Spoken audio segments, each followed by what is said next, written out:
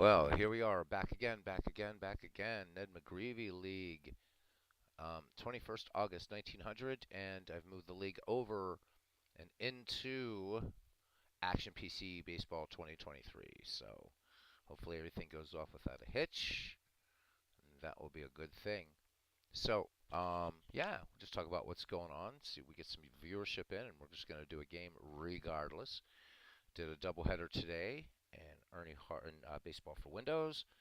Um, a Negro League project um, of Steve Tate's is having a good blast off, as it were. So do check out his video um, on his methodology for what he's doing. Something with the Negro Leagues, kind of similar to his 5-year files. And it looks like there's a lot of baseball going on tonight in the YouTube community. So if old baseball, quote unquote, is not your thing, um, there are other channels doing baseball that you would love. So here we are. Again, for those not aware, this is a draft league made up of 10 people who are subscribers to this channel. Players from 1880 to 1919, with a couple players from the 20s peppered in. So what do we have? We have an all-star team. Let's look at the all-star team so far. At least the starting 9 for this all-star team. So pitcher is Old Hoss Radborn. Catching, Buck Ewing, so pretty good battery right there. First base would be Dan Bruther. Second base, Napoleon Lajoie. Third base, Jimmy Collins. Shortstop, Hannes Wagner. Left field, Ed Delahanty. Center field, Tris Speaker. And right field, Willie Keeler. So Providence, with 3 players thus far in this all-star lineup. There's Robbie Wartburg. So 3 players. Arsenal has 1, the great Hannes Wagner. Let's see, what else do we have here? So, but Providence doing it up. 3 of its players will fill out the All-Star roster, of course, so that everybody is represented a little bit. But those are the starting 9 as of 11 August 19, or 21 August 1900. Good Lord. All right. So far, and no surprise, the league MVP is Cleveland's Napoleon Lajoie, in line for the Cy Young award. Interestingly enough, since Cy Young is in this league, is Old Hoss Radborn, also Providence. So Providence, good stuff. What are some other things going on right now? So team pitching, who's leading? Manchester in first place by 1 game. Manchester with a team ERA of 2.13. Philadelphia second with a team ERA of 2.31. And then Providence in at number 3, 2.55. Providence is 3 games out in 4th place right now. So definitely not out of the race. As far as batting, team batting, Providence, once again, at 248, followed by Cleveland at 247 and Manchester at 246. So just 1,000th percentage points as far as separating those 2 teams. Providence, Cleveland, and Manchester, strong teams. And of course, Philadelphia just a game out too. So again, my prediction is going to be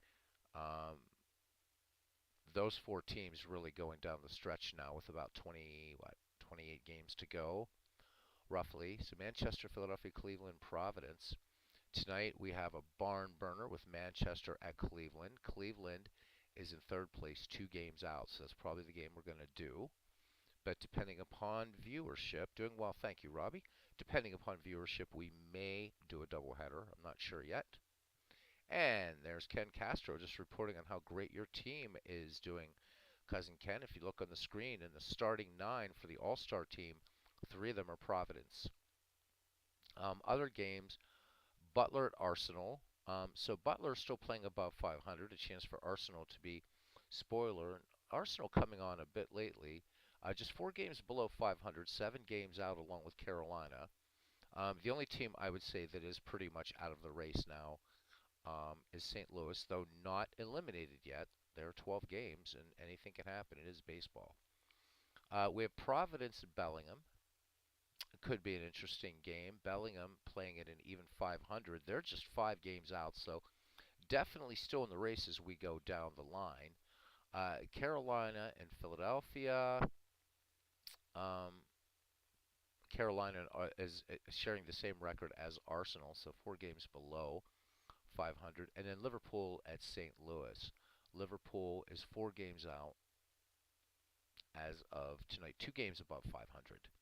So that's where we are as far as that goes.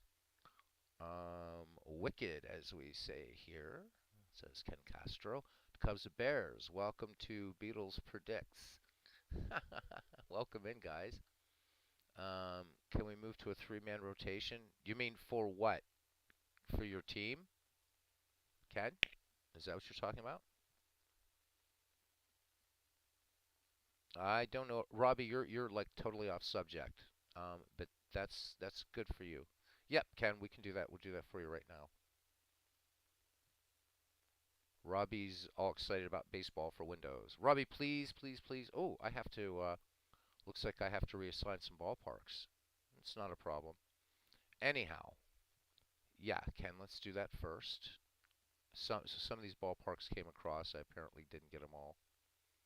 Let's go to your rotation. And who do you want to take out? So right now, cousin, you have Radbourne, Chesbro, Mullen, and Buffington. I'm guessing. I don't know what you want to do, but we can certainly fix this and go to a 3-man rotation for you. There's a Viv8, Viv8, Viv8. And I'm glad you found a USB stick. 8 gigs is enough, Robbie. It is enough. These season files are small. Anyhow, I want to try to stick with Action PC Baseball though now. Buffington to top reliever. Okay, I could do that. And then Sweeney is going to be in there still. And O'Brien. So that's just doing your.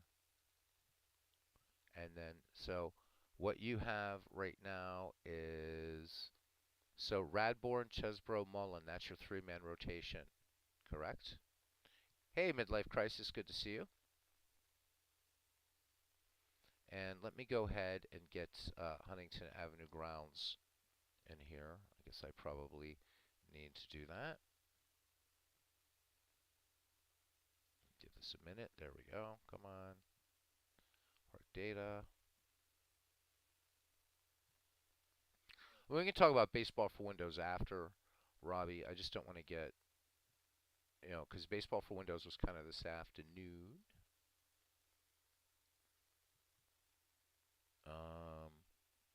Trying to remember which one we used. Is this one? It's this one. Why is it not letting me do it? Oh my God. I think I know why, which would be a real drag, but let me see. I really didn't want to move this up. There it is. Okay, should be good. Should be good. Want to check one more thing, make sure it saved the layouts.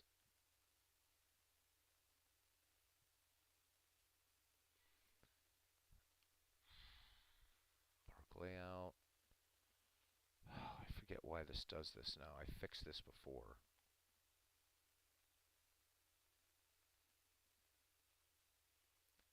Alright, let me see. Is it imports? I just got tired of running this in 2021, guys, so import park information from previous game edition. I think that's what I need. And let's go to C. I'll do park layouts, photo assignments, general park information, ballpark factors, and Dave, I really wish you would fix this. So I'm selecting C and it's not letting me do it. This is really stupid. Oh my God. Sorry, guys. I'm just trying to figure out why this is not working, and it should. And we just got a runtime error. Oh my god. So one of my complaints about Action PC Baseball has been is it's it's archaic in a lot of ways, and this is one of those things. I should be able to just bring everything in, and I'm getting a lot of runtime errors. Let's try this again. I hope I don't have to use the mod tools. Nah. So talk amongst yourself, guys, while I try to figure out what the hell is going on here.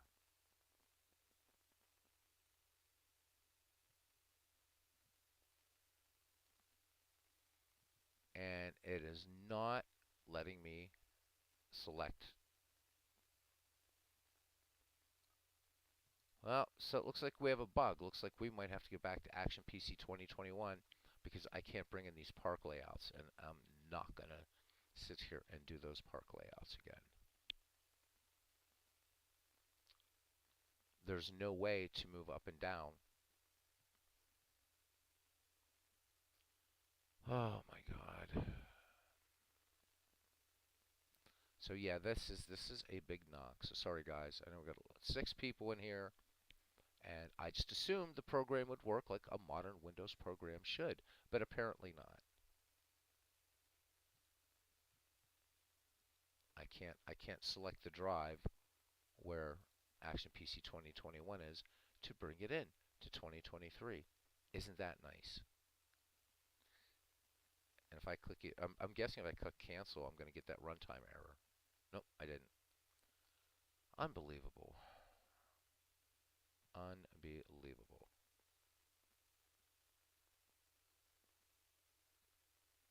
Hmm.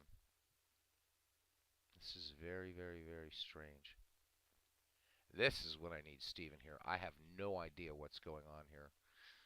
I'm going to try to bring this back up in Action PC 2021 again. Sorry, guys. Now with all that tomfoolery.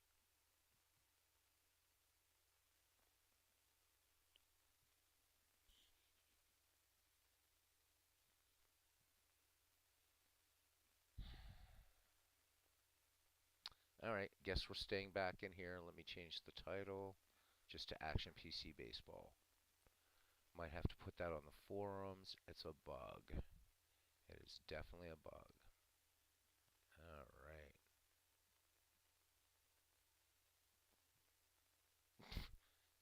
So let me catch up here. This is really, really funny.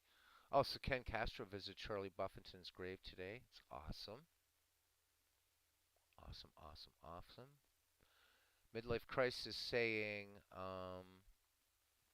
Beatles, I was thinking about, let's say, sorry if you've mentioned it in the past, but when did I become so enamored with Deadpool? I'll talk about that. Thanks for that question, Midlife Crisis, because I know it's sort of anomalous.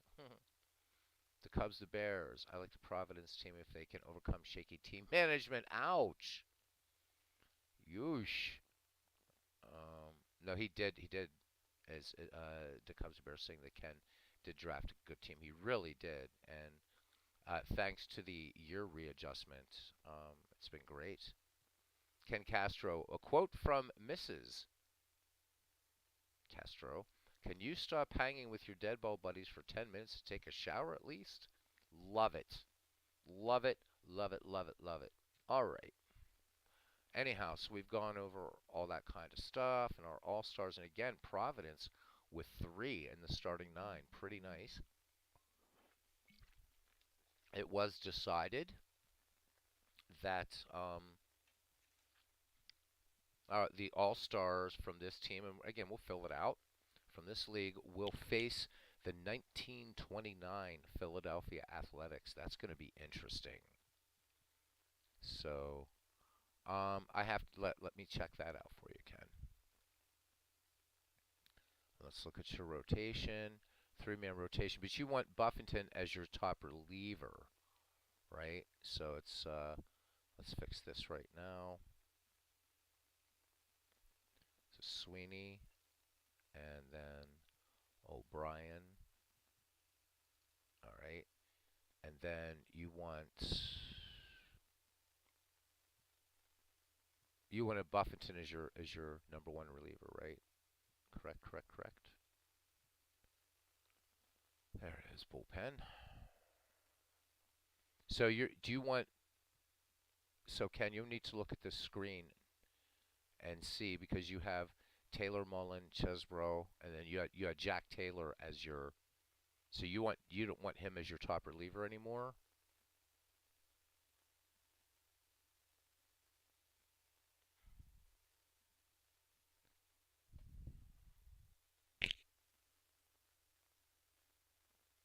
I have no problem changing it. I just want to be sure.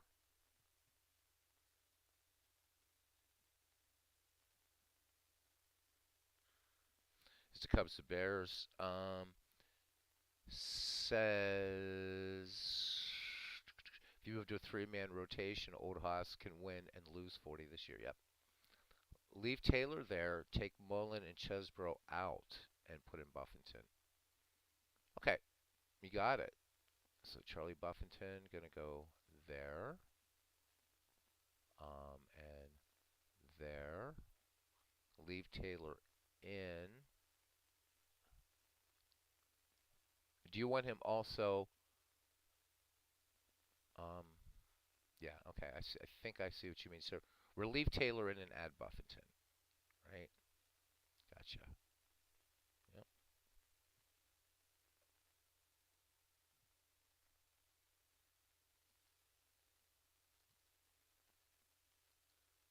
Okay. All right. Are we good? The Cubs Bear says, wife asking you to take a shower. Usually only one means only one thing. Ken. We'll wait. Oh. All right.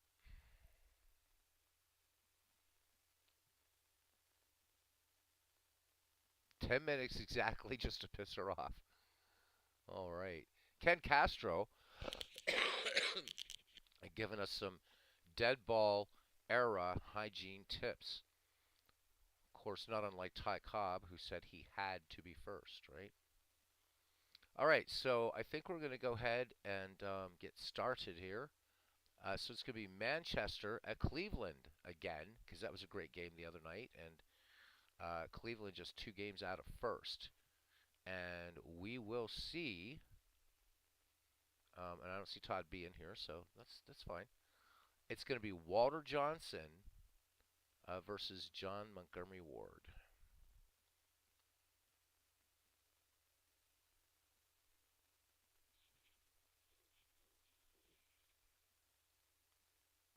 And I need to fix something here. Thank you for your patience and indulgence, guys. I do not know what is going on. Hopefully you checked out. I know that some of you checked out Steve's what he's talking about with the Negro League project. So good stuff. Good stuff. I'm gonna make this play medium. I think. Let's go tall and medium. We're gonna see what happens there. We can always change that hopefully later. Okay. All right.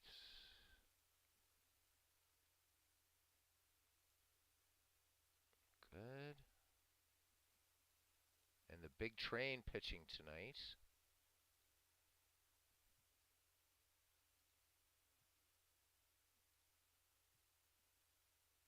And John Ward. Okay. Let's go to replay stats, of course. I just did a. Oh, yeah. Right. Because Ward can do everything. There we go.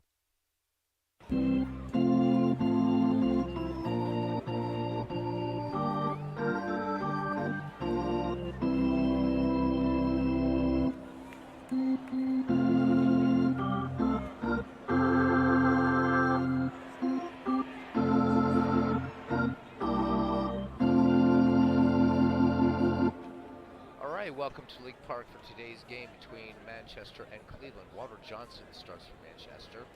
26 starts in the air, and he's 13-9 with an ERA of 1.19. This will be his fifth start against Cleveland, and he's 3-1 against them. with a 0.78 earned run average. He'll be opposed by John Montgomery Ward for Cleveland. For Ward, his 24 starts in the year. He is 13-8 with an ERA of 2.02. This will be his fourth go against Manchester, and he's 1-2 with a 2.83 earned run average against them. Game time temperatures 81 degrees, wind speed 11 miles per hour. Going out to right field, and as Ken Castro already said, play ball! All right, and here we go. So a battle of the first and third place teams, just 2 games separating them. Manchester comes into tonight's game, or today's game, 66 and 56, and Cleveland at 64 and 58. Jesse Burkett to lead it off here. Welcome to League Park and the August 21st, 1900 day season of McGreevy baseball. So Burkett hitting .307, 36 runs batted in. Amenities are done, and here we go. John Ward peers in, has the sign from Moon Gibson. Here is the wind and the delivery.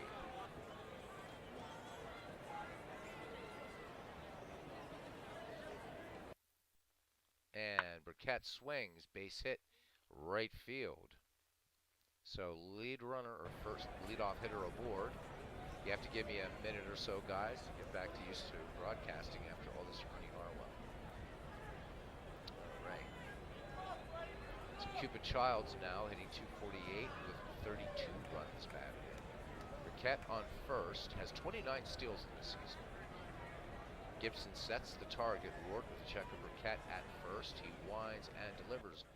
Here is the 0-1, and there goes Burkett. He was in motion, but this one fouled toward the third base stands, and Baker is going to run out of real estate here. A lot of foul territory here in League Park. So Burkett gets back to first. Looks like the hit and run in play for Manchester as Ward delivers the 0-2, throws over. Burkett is back easily. Ward ready to go now. The 0-2 to Childs. Curveball. This one up the middle. Oh, Ward makes a nice play fielding that little chopper. Coming off the mound toward the plate to retire. Cupid Childs. Jesse Burkett will advance to second. So runner in scoring position. 1 down for Big Dan Bruthers, who's hitting .303. 6 home runs, 51 runs batted in. Gibson with the sign. Ward with the delivery. Little spitball. Bruder sends this little spitter way out to right field, and Thompson can just watch it go off the wall. So Thompson playing it off the wall. This high right field fence here at League Park. It looked like that was gone. So Bruthers gave it a ride. RBI double, first run in of the game. Manchester getting one on the Bruthers double, 1 away, and here is center fielder Chick Stahl hitting .264 with a home run and 22 runs batted in. Bats lefty. Ward checks Bruthers at first, and here is the leg kick and the 1-1 delivery to Stahl. Fastball lofted to left. Jimmy Schecker draws a beat on it and draws it into his glove. Bruthers tags at second and will remain 2 down for Chief Wilson. Manchester right fielder hitting a .265 clip, 5 home runs, 58 runs batted in. Bruthers, decent lead off of second. Ward comes home with it. Wilson first pitch swinging, sends a little fastball. Oh, what a diving stop by Frank Baker to retire Wilson in the 5-3 putout. Home run Baker, showing why he is a Hall of Fame candlestick maker, to borrow one from Chris. So that is the end of the top of the first. It's Manchester 1 and Cleveland coming to bat. Leading it off here against Walter Johnson is Sam Thompson. Johnson's numbers, just unbelievable, this 1.19 earned run average. No one even close. He's just absolutely dominant. Walk 43, struck out 158. Expected to strike at about 250. Don't think he's going to quite make that, but it's been a heck of a year for the big train, as you would expect. Sam Thompson hitting 270, 3 home runs, 36 runs batted in. Hopefully the fans will vote in Sam Thompson. He's been a strong part of this Cleveland team. The big train ready to go. Here's that easy delivery. And the 0-1 fly ball center field. Thompson gave it a ride, Stahl back on it. Stahl juggling the ball, can hold on to it to throw to second, and that's an E8. So Cleveland with a runner in scoring position thanks to the Chick Stahl error, and that brings up home run Baker.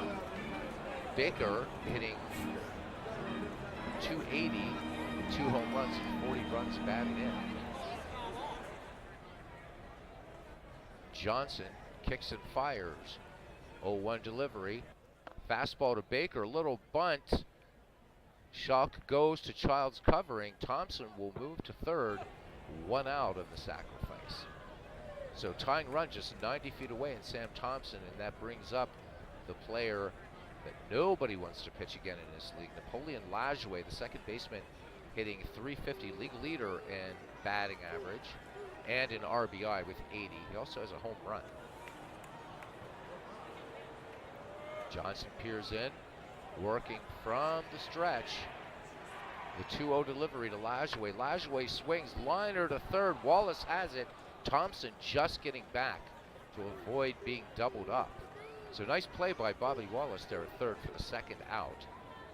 Johnson just needs to take care of Fred Tenney to quell this early threat. Tenney hitting 305, 29 runs batted in for him. Johnson sets from the stretch and fires. Fastball to Tenney, chopper to short, Tinker to his right. Hard peg to Bruthers to retire Tenney on the 6-3 putout. Side retired. Cleveland strands one, does nothing with him, of course. We go to the top of the second. It is 1-0 Manchester. Thank you for that, Ken. Ken asking folks to touch the like button. Do appreciate those. All right. Bobby Wallace, Ray Schalk, and Joe Tinker due up for Manchester as the Manchester manager. MV Slancha is in the park. So, Irish greeting to my Welsh friends.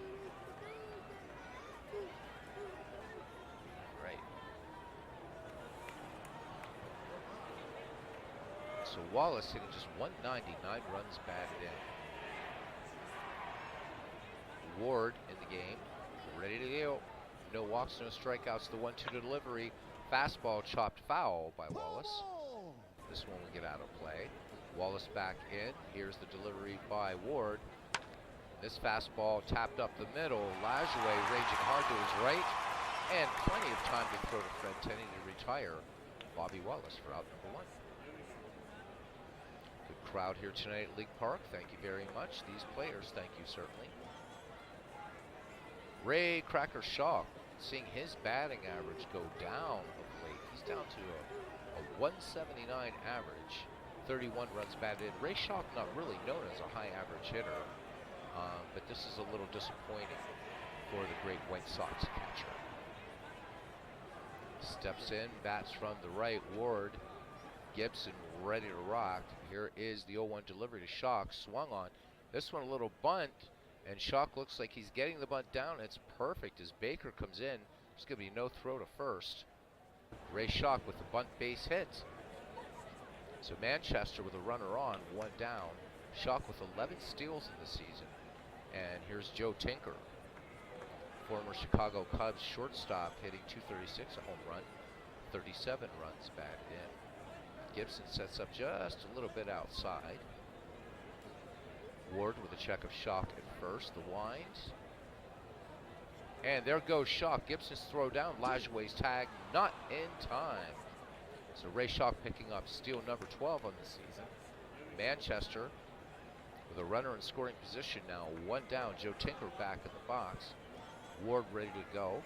Checks Schalk over his right shoulder. Comes home with it. The 0-1 pitch, fastball popped high behind the plate. Gibson throwing off the mask, going back, and makes a nice play. So 2 down, and that brings up Walter Johnson. Johnson hitting 174 with 3 runs batted in. Johnson was not a bad hitting pitcher. You look at his record, and Baseball Reference with just in his file a 236 average, 2 home runs, 14 runs batted in.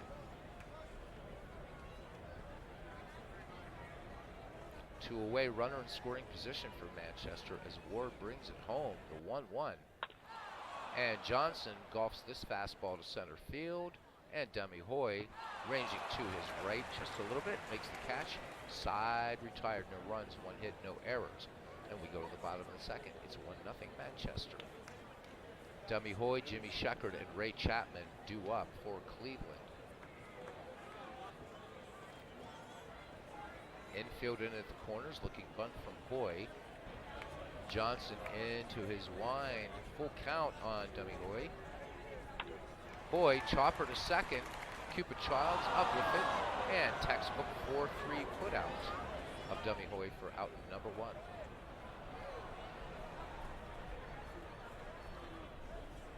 Anybody that saw our last Ned McGreevy game a couple nights ago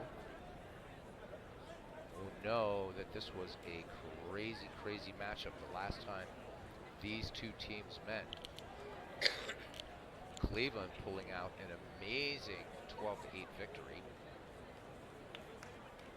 Sheckard hitting 212, no home runs, 23 runs batted in.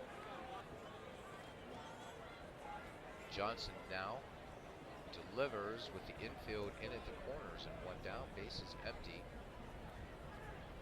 Breaking ball, Sheckard pops this one out to center field. Chickstall over to his right, making a nice catch. 2 away for Ray Chapman, hitting 183. 39 runs batted in, and he does have a home run. Cubs and Bears says if he wasn't a clean sock, Shock never would have been remembered. He was essentially Tyler Barnhart for a long career. All right, and Chapman and against Johnson. Johnson delivers the 1-0 to Chapman. Fastball smacked for a base hit into right. Wilson up with it. Chapman making the wide turn at first. So man aboard. 2 down for Cleveland, and that brings up Boone Gibson. Gibson hitting 249, a home run, 38 runs batted in. Johnson checks Chapman at first. Ray Chapman with 15 steals on the year. Good leadoff first. Johnson climbs the hill, looks in, has the sign from Shock. Here is the delivery. And there goes Chapman, to throw down by Shock, and the tag not in time. And Ray Chapman picks up steal number 16.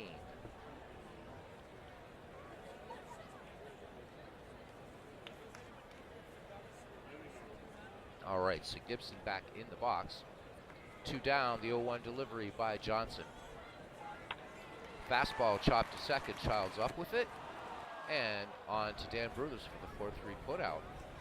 No runs, 1 hit, no errors, a man left on. We've played 2, 1-0, Manchester. And we're back at the top of the order for the Red Bolts.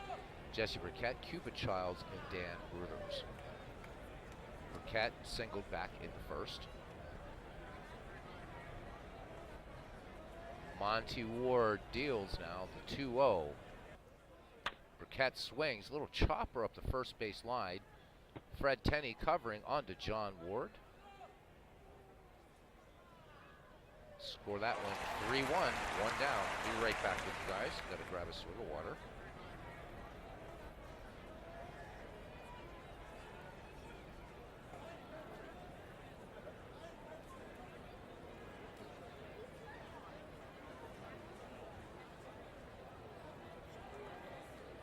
All right, thanks, guys. Still trying to kick this little bit of a flu. Cupid Childs is 0 for 1, grounded to pitcher. Our base is empty. Ward delivers 0-2. Fastball swung on, chopped up the middle. Nap Lajoie making a fine play on that and plenty of time to retire Childs. Lajoie just doing it all for Cleveland this year and dominating the league in so many categories. Dan Bruthers 1 for 1. RBI double for Bruthers back in the first, scoring Jesse Burkett. Ward into his wind. Bruthers first pitch swinging. Little dribbler to short. Chapman coming in quickly on this. It's going to be close at first. And Bruthers safe.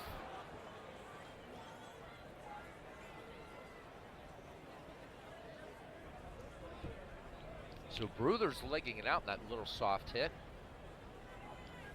These dead ball fields weren't exactly so well manicured. Chapman making a fine try on that play though. So Bruthers aboard. And Bruthers with 25 steals. And that brings up Chick Stahl with 2 down. He fly to left back in the first. Ward checks Bruthers at first. Here is the wind and the delivery to Stahl. Stahl swings. Bounding ball to first. Lajoie up with it. On to Fred Tenney. Side retired. No runs, 1 hit, no errors, a man left. We go to the bottom of the 3rd inning, and it's still 1-0. Be right back with you again, guys. Sorry.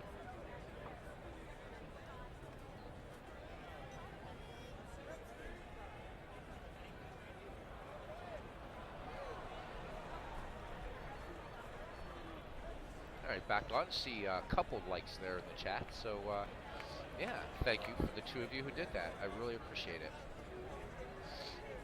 All right. So Monty Ward to lead it off, and we'll be back to the top of the order for Cleveland. Sam Thompson and home run Baker. Ward hitting a 280 with 5 runs batted in this season. The big train delivers the 1-0 pitch. And this one, a little chopper to short. Tinker coming way in on this. And a great play to retire John Ward at first. Tinker had to commit far. Of course, a superb shortstop out there. Strong on the left side for Manchester.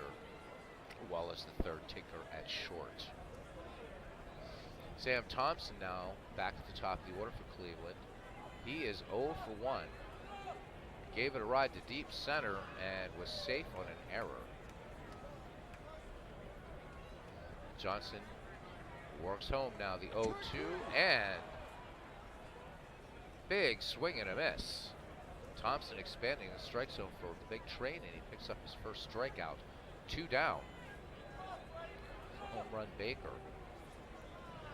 Baker bunted out to catcher back in the first. Johnson winds and fires the 0-1 to Baker. Baker lines this one, and Dan Bruthers making a fine play. So no runs, no hits, no errors. We go to the top of the 4th. It's still 1-0 in favor of first place Manchester. And Manchester will send up Chief Wilson, Bobby Wallace, and Ray Schock to face John Montgomery Ward. Ward has neither struck out nor walked a batter. Wilson 0 for 1. So lots of people in here tonight, only a couple likes. I'm wondering if some of these people in here are the people that are wondering what I'm going to go off about dead ball stats. Interesting. Ward delivers to Wilson, the 2-0 pitch. Wilson swings, liner, and fielded handily by Nap Lajoie for 1 down. It's Bobby Wallace, nothing for 1, grounded to second. There's an excellent documentary on YouTube about Bobby Wallace. Some people feel, a minority of people feeling that Bobby Wallace does not belong in the Baseball Hall of Fame. I always believed he had been, but I think it's an excellent documentary about Bobby Wallace, and you get an insight of really how excellent a player Bobby Wallace was. Ward winds and fires. Here's the 0-2, and that fastball just paints the outside corner, so Ward picks up his first strikeout, and 2 down, and that brings up Ray Schock now. Schock 1 for 1 for Manchester, bunt single back in the second. Cracker waits for Ward's delivery. Here it comes, the 1-2. Shock swings, chopper to short. Should be an easy play for Ray Chapman, and he is up and throws in one motion to Fred Tenney to retire Shock and the side. No runs, no hits, no errors. Bottom of the fourth, and it's 1-0. And that will bring up Napoleon Lajoie, Fred Tenney, and Dummy Hoy against Johnson. Johnson, who has 1 strikeout thus far. Lajoie lined out to third back in the first inning. Shock sets the target. Johnson with the 0-2. Fastball. Swung on and missed. And Lajoie is hard to strike out. Johnson picks up K number 2, and that brings up Fred Tenney. 1 down here in the bottom of the fourth. Tenney grounded to short back in the first. Johnson winds and fires. The 2-2 pitch. Tenney chops this one to Tinker at short. Tinker with a strong throw to Bruthers in time to get Tenney. Tenney has some speed going down the line. 2 down. So good play by Joe Tinker. It brings up Dummy Hoy. Hoy nothing for 1. Grounded to second. Back into the second. Shock with the signs. Johnson with the delivery. The 0-2 to Hoy. Hoy, little chopper to short. And Joe Tinker dives onto the grass. Throws from his knees in time to retire Hoy. It's the Joe Tinker show here today at League Park. Side retired, no runs, no hits, no errors. 4 complete, and it's still 1-0 Manchester. Due up, Joe Tinker, Walter Johnson, and Jesse Burkett. Tinker, who's making some great plays at shortstop, is 0 for 1 at the dish. He popped out to George Gibson back in the second. John Ward winds and fires. Tinker swings in the first pitch. This one up the middle. Lajoie raging hard to his right. And sets and throws on to Fred Tenney to retire Tinker for the first out. Very fast-moving game here. We will keep it going that way. Walter Johnson, nothing for 1. Fly to center in the second.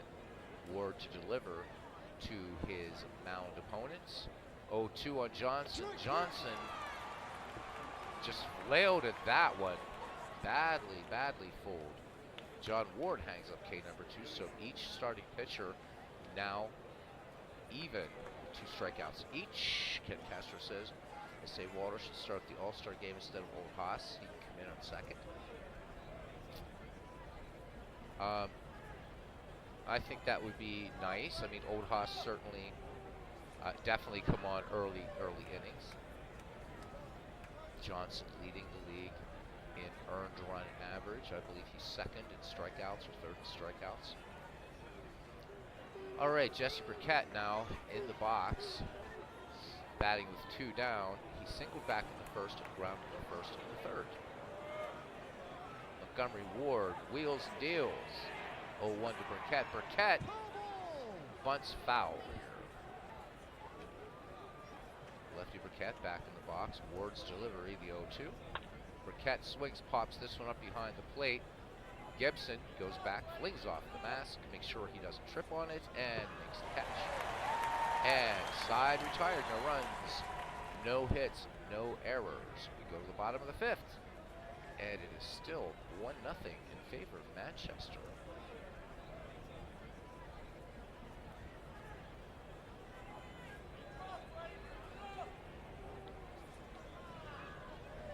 Old Haas.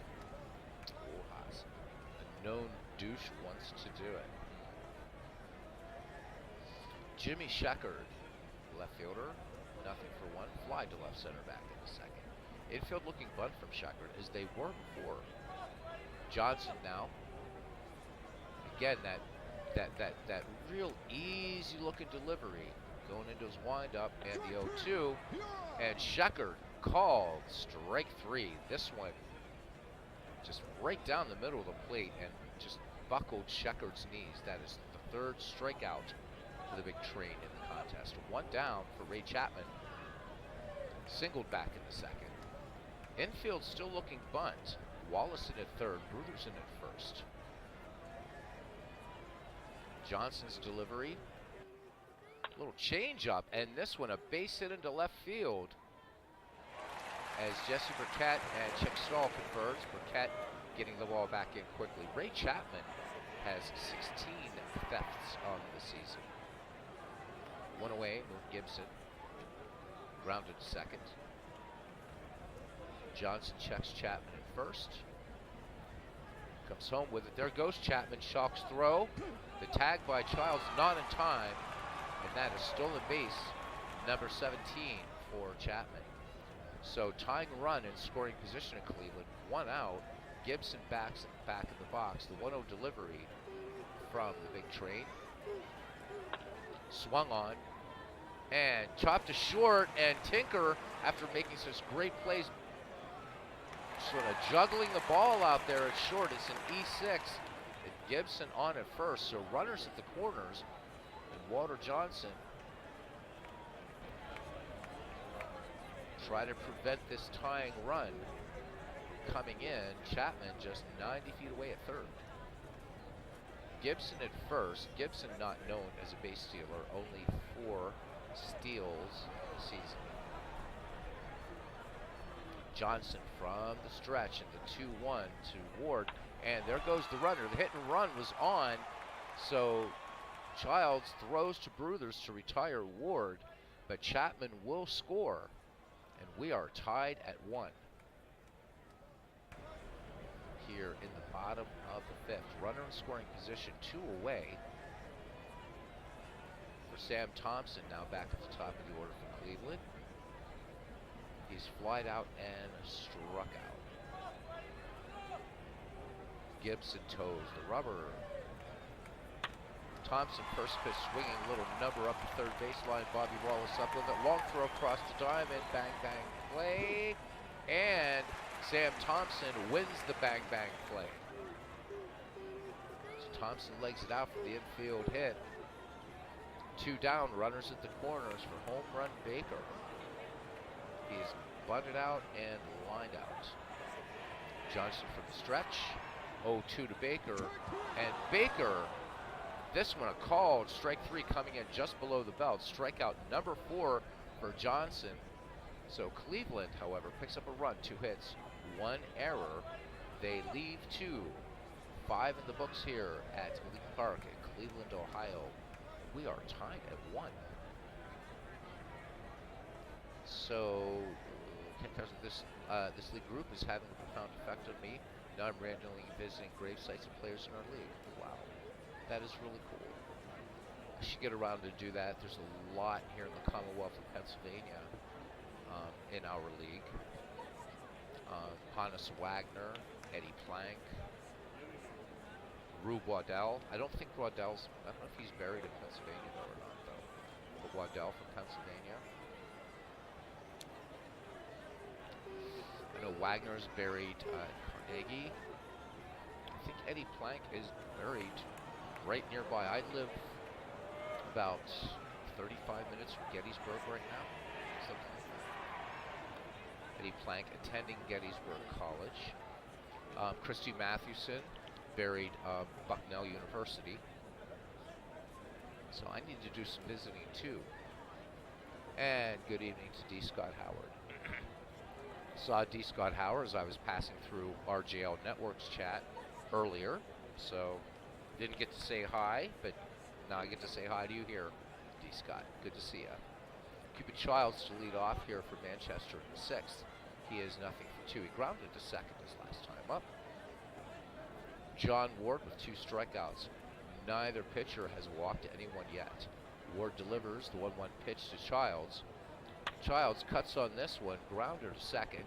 Lajoie up with it and making it look so easy. 4-3 put out, 1 down.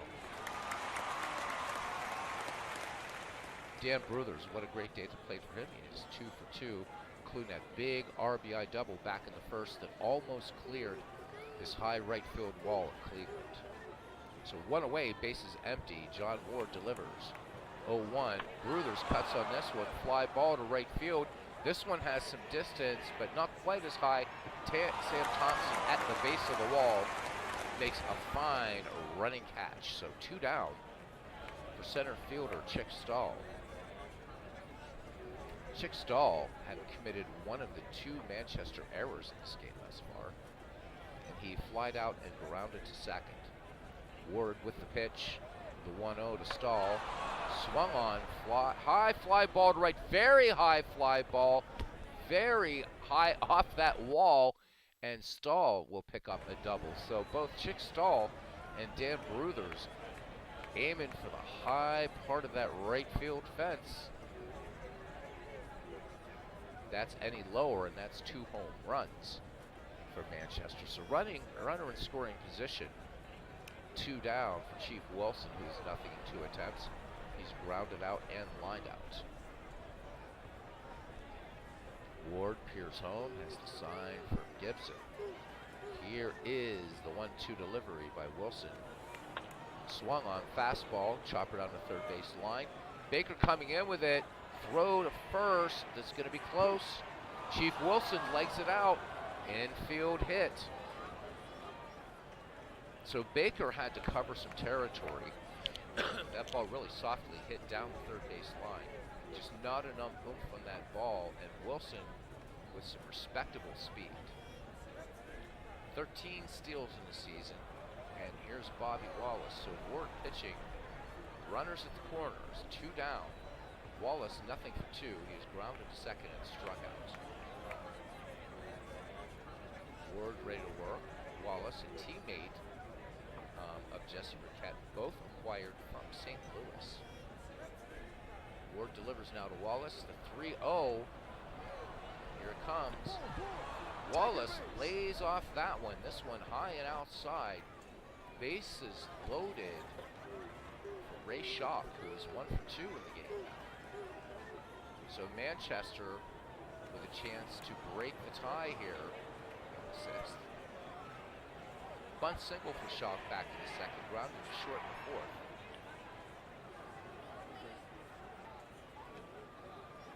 Ward nowhere to put Ray Shaw. Here's the wind and the delivery.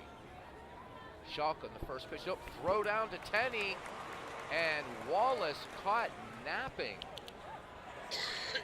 So Wallace a little bit too far off first, anticipating perhaps moving with the pitch, doubled up, and a bases loaded situation goes by the board for these Cleveland Spiders.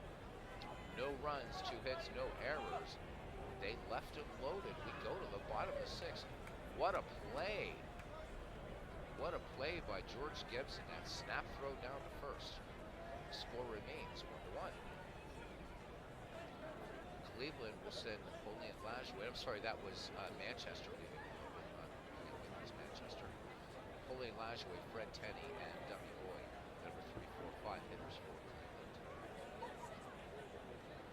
Lajoie, nothing for 2 in the game. He is lined to 3rd and struck out in the 4th. Wagner, Johnson, I'm thinking Hans Wagner. 4 strikeouts, maybe saying play a game with me, and at some point Johnson works now to Lajoie.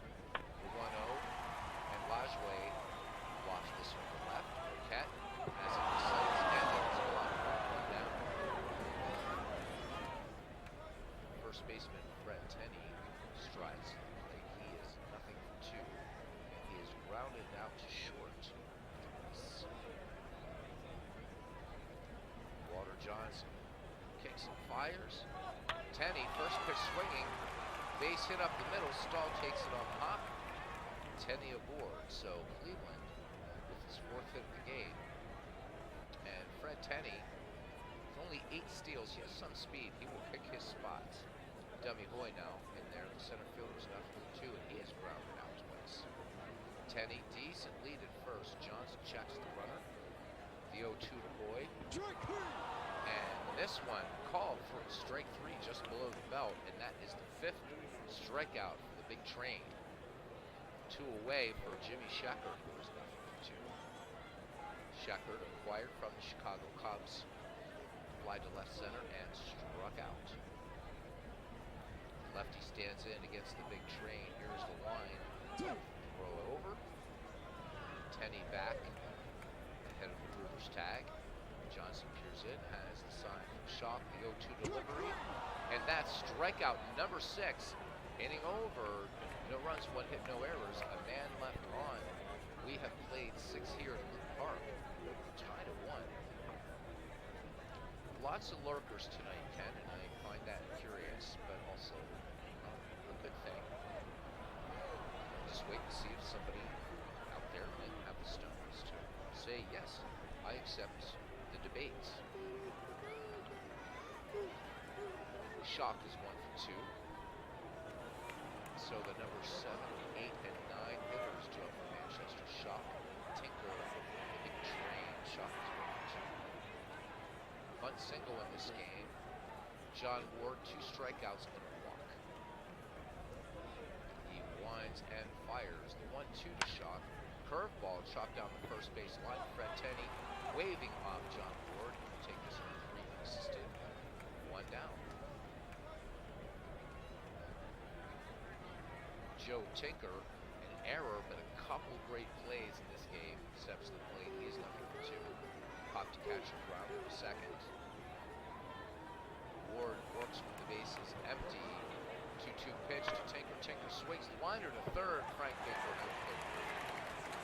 2 up, 2 down for Walter Johnson.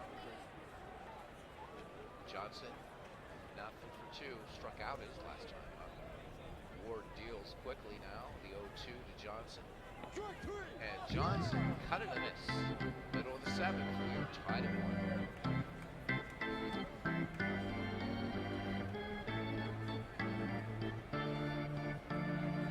Clinton Parks adding some levity. Yeah, Ken, it's really obvious. It's really obvious. And it's okay. It's fine. It's all good.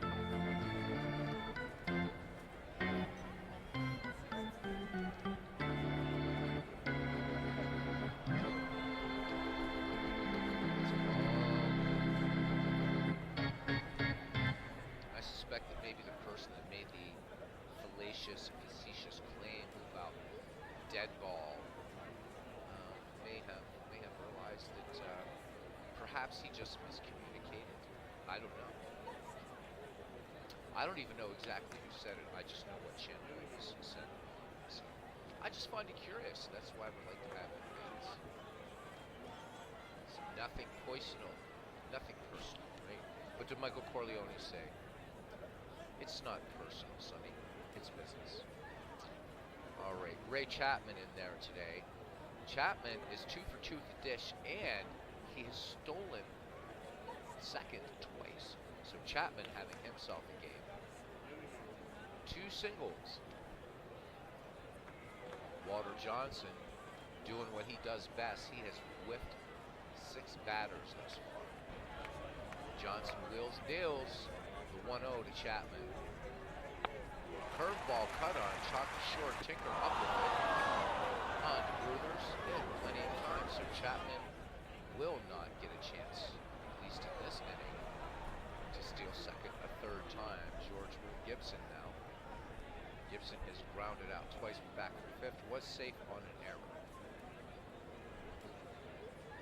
Walter Johnson on the mound, peers in, that lanky figure, here it comes.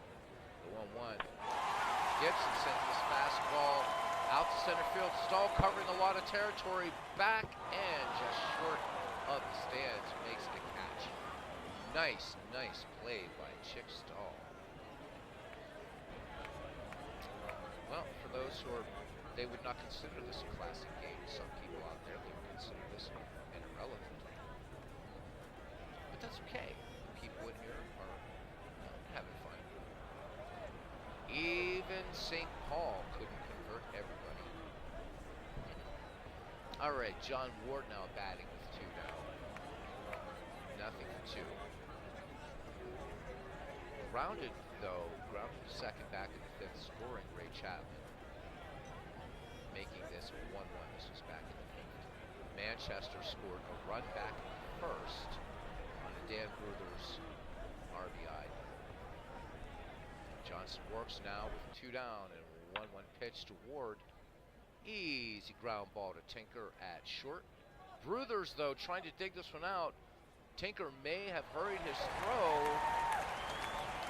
And that one gets by Bruthers. Bruthers having to chase it down, and John Ward at second. So Joe Tinker, who was doing some dazzling stuff, now has the error. It's error number 3, and I do believe Tinker's actually committed too. So Ward now in scoring position with 2 down, and we're back at the top of the order at Sam Thompson. Thompson single back in the 5th. Ward 3 steps off of 2nd.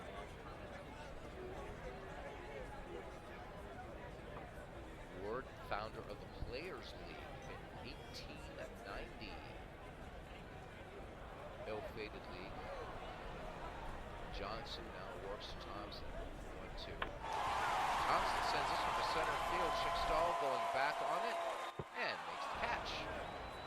No runs, no hits, 1 error, 1 man left on. 7 complete here at League Park. We are tied at 1. Top of the order for Manchester, Jesse Burkett, followed by Cupid Childs and Dan Bruthers. Burkett is 1 for 3 in the contest, singled way back in the 1st. John Ward with 3 strikeouts and a walk. Childs waits on deck. Ward's delivery. The 0-2 pitch. And this changeup absolutely fooling Jesse Burkett. John Ward picks up his 4th K. 1 down. Cupid Childs frustrated, nothing for 3. And he has grounded out all 3 times. John Ward appears in, has a sign he likes from George Gibson. Here is the wind. Childs, first pitch swinging. Weak little chopper going down to 3rd, but Baker was playing him shallow. Baker on to Tenney for the handy put out of Cupid Childs, 2 away. Here in the 8th. Dan Bruthers, 2 for 3 today. Base is empty, 2 down. Ward's delivery to him, the 0-1. And Ward hits Bruthers, so the hit batsman. This one got him right in the knee, so Bruthers not calling time though, and not even really glaring at Ward, knowing this was part of the game. Be interesting to see though if there will be a little bit of retaliation. Almost have to think that one got away with Ward with 2 down. 1-1, but Bruthers did crack that big RBI double. Maybe a little frustration. Chickstall 1 for 3, doubled back in the 6th. Chickstall also hitting it almost in the exact same place that Bruthers hit his double. Very top of the fence here at League Park there in right field. You see a very, very short right field. If you look, that cavernous left field as it swings out. As you guys know, these parks were not quirky out of some sense of fun architectural design the way that we do in modern retro parks like Camden and PNC Park and such. These were built to fit into cities. No parking in these places. And a lot of these parks, such like Forbes Field, you know, went from 1909 to 1970. So I think it was, who was it in the Ken Burns baseball documentary, I recall, saying that if you wanted to go to a baseball game, you had to work for it. And I think they were talking about, specifically about the Brooklyn Dodgers, but certainly I think for any of these ballparks. All right, so 2 down, Stahl batting with a runner on. Dan Bruthers was 25 steals. Ward delivers now. Stahl cuts in the first pitch, base hit into right. Thompson up with it. Bruthers will make 3rd on the play. As Thompson gets the ball back into Lajoie. So runners at the corners, 2 down. Chief Wilson. Remember, Manchester letting a big opportunity go by. Ward deals now. The 0-1 pitch to Chief Wilson. Wilson swings. Easy fly ball to center field, and dummy bullet makes the catch to end the inning. No runs, 1 hit, no errors, 2 left. Bottom of the 8th. It's still 1-1. Robbie's really excited. I'm proud of him, happy for him. He was able to find some stuff creating things for baseball for Windows, and that's good for him. I just he didn't want to really get into a big conversation about baseball for Windows, not because I'm not happy for Robbie. I am.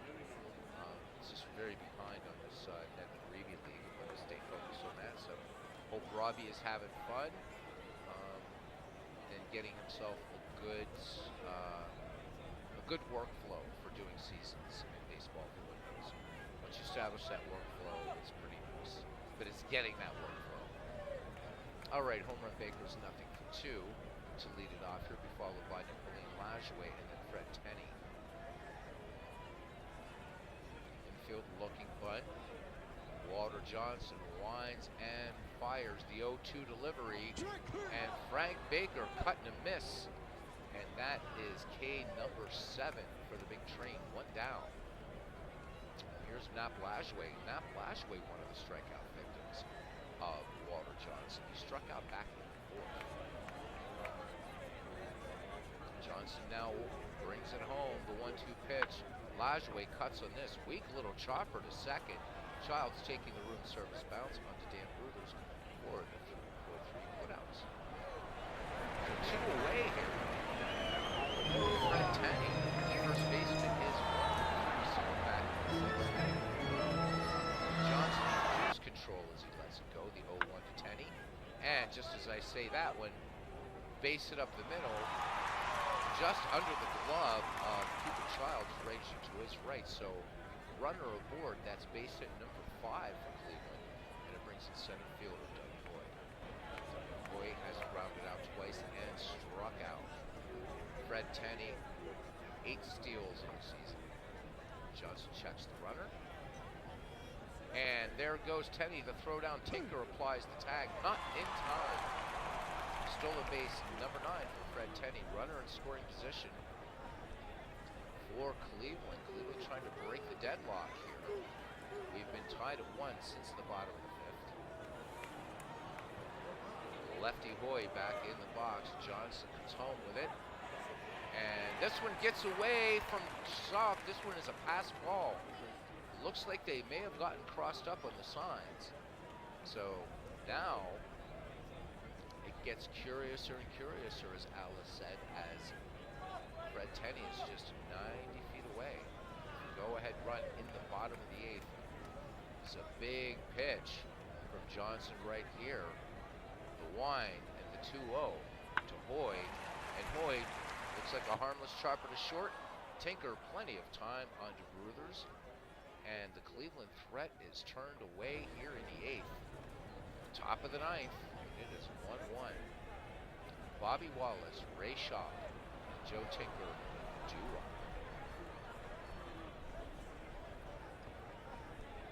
Wallace 0 for 2.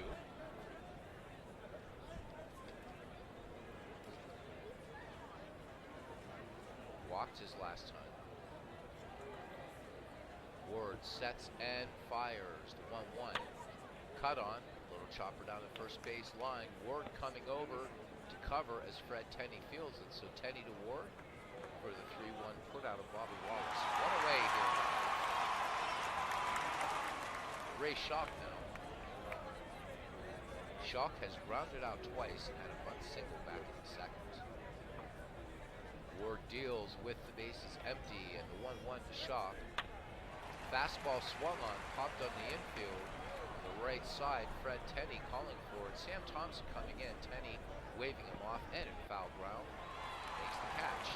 2 up, 2 down for Joe Tinker. 0 for 3 today for the Manchester shortstop.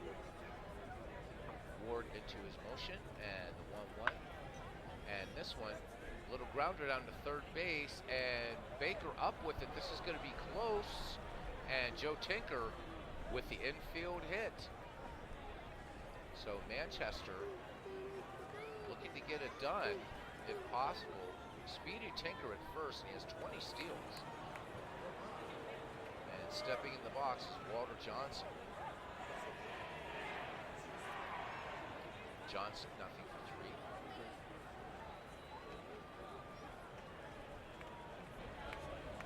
Playing the Butler Philly game tonight. Clint Parks is what Ken is asking. Ward now delivers to Johnson, the 2-0 pitch. Johnson swings, and oh, what a great play by John Ward. That one hard hit off of Johnson's bat. Ward throws on to Tenney. Side retired. We go to the bottom of the ninth. 1-1. Jimmy Sheckard, Ray Chapman, and George Gibson due up for Cleveland. And as Cousin said, missing a classic type of game here. The line for these teams, Manchester's 1-8-3, Cleveland 1-5-0. Manchester has stranded 8, Cleveland has stranded 7. Great day for baseball here in late August. 84 degrees here in Cleveland. A nice breeze, wind going out to center of 11 miles per hour. Fairly low humidity. Walter Johnson has struck out 7. He winds and deals to the left fielder Jimmy Sheckard. Count even on him. Sheckard sends this little fastball to third. Bobby Wallace with a strong throw across to Dan Brewers. Retire Sheckard for the first out. Here's Ray Chapman, 2 for 3, including 2 steals. Walter Johnson wheels and deals, the 1-1. Chapman chops this one to third. Bobby Wallace coming in on it, the throw, and Chapman may have beat this one out. And they do just get Chapman, so Wallace with a good peg. And that was a late call by the ump. So 2 down, and we could be headed to some free baseball. Johnson works now to Gibson. Count even on Gibson. Chopper to second. Childs up with it. And on to Dan Bruthers for a 4-3 putout, and we will go to extra innings. Top of the 10th. Jesse Burkett, Cupid Childs, and Dan Bruthers to face John Montgomery Ward. Ward with 4 strikeouts and a walk in the game. Burkett is 1 for 4. Ward ready to go. The 0-1. Spitball, and this one all the way in the corner for extra bases. Burkett pulls into second with a leadoff double. So go ahead run aboard for Manchester with nobody out, and here's Cupid Childs. Childs is nothing for 4. He has grounded out all 4 times up. Infield playing normally. No infield now. Or third base in. Childs swings, base hit to right. Burkett will round third as Hoy comes up with the ball. And here's the throw home. The tag by Gibson. Not in time. Childs will make it to second. And Manchester takes the lead now here in the 10th. It is 2-1. And here's Dan Bruthers batting with a runner in scoring position.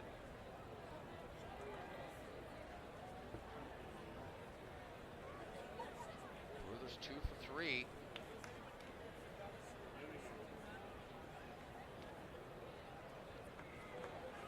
Clint Park saying because it's status pro and he used the meme, it's 1893 Hoosier Thunderbolt Amos Russi versus 1908 Christy Mathewson. Hell of a matchup there, Russi and Mathewson.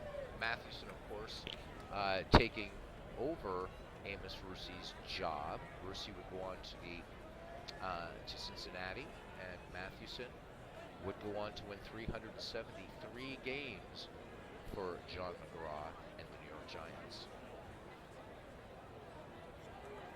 And in a short time, too, I think a lot of people forget that about Mathewson. John Montgomery Ward to deliver now to Bruthers. Bruthers batting with a runner in scoring position. They're going to intentionally walk Dan Bruthers, so 2 aboard to get to Chick Stahl, who was 2 for 4, singled back in the 6th. Childs at second, decent speed. And Bruthers at first, pretty good speed, so the way this game's going, Manchester looking for more here, but this 1 run may be enough. Ward works now to stall. Swung on.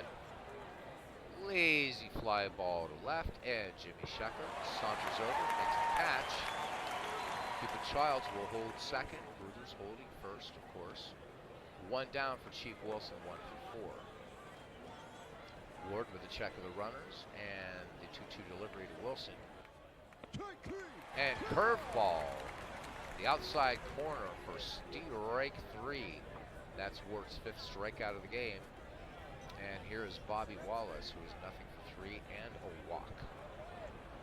2 aboard, 2 down, 2-1 Manchester lead, top of the 10th. Ward with the 2-2 pitch to Wallace. Curveball in there for strike 3. Strikeout number 6 for John Ward. 1 run, 2 hits, 1 error. We go to the bottom of the 10th inning. And it's Manchester 2, Cleveland 1. Due up for Cleveland, John Montgomery Ward, Sam Thompson, and home run Baker. Clinton says he's going to keep McGreevy going. Have no fear. Oh, I have no fear at all. It's going to be nice to see how it works out in your league, Clinton, as it will with Robbie's adaptation of this league in Diamond Mine Baseball. Although I have a sneaking suspicion Robbie might try to recreate the McGreevy League in Baseball for Windows before I do, which should be fun. So, wish you the best with that, Robbie. It'd be a great exercise on how to get really deep into Baseball for Windows. So Walter Johnson holding at 7 strikeouts to face John Montgomery Ward. Here's the 3-0 pitch to Ward. Ward lays off and draws the walk. So Walter Johnson delivering his very first free pass of the game, and John Ward aboard for Sam Thompson back at the top of the order for Cleveland, tying run on at first. Bobby Wallace playing in at third. John Ward with 10 steals in the season. Johnson checks the runner and comes home with a Thompson. There goes Ward, and Schock just holding on to the ball. So John Montgomery Ward gets the steal uncontested, and that is number 11. Not sure why Schock didn't make the attempt. Maybe not wanting to rush the throw. Tying run now in scoring position. Thompson back in the box. The 1-0 to Sam Thompson. Swung on. Foul back. Infield in at the corners now. Sam Thompson has 4 game winning RBI on the season. Johnson works home now. The 1-1 pitch to Thompson. Cut on.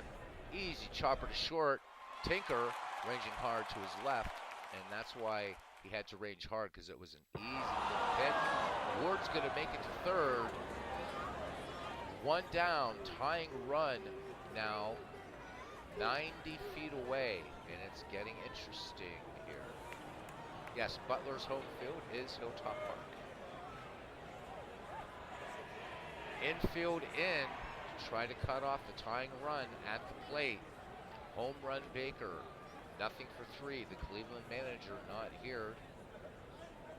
So we have to go with what we have. Home run Baker has struck out twice, lined to first, and bunted out to the catcher. If he was ever going to make a hit, it's going to be now.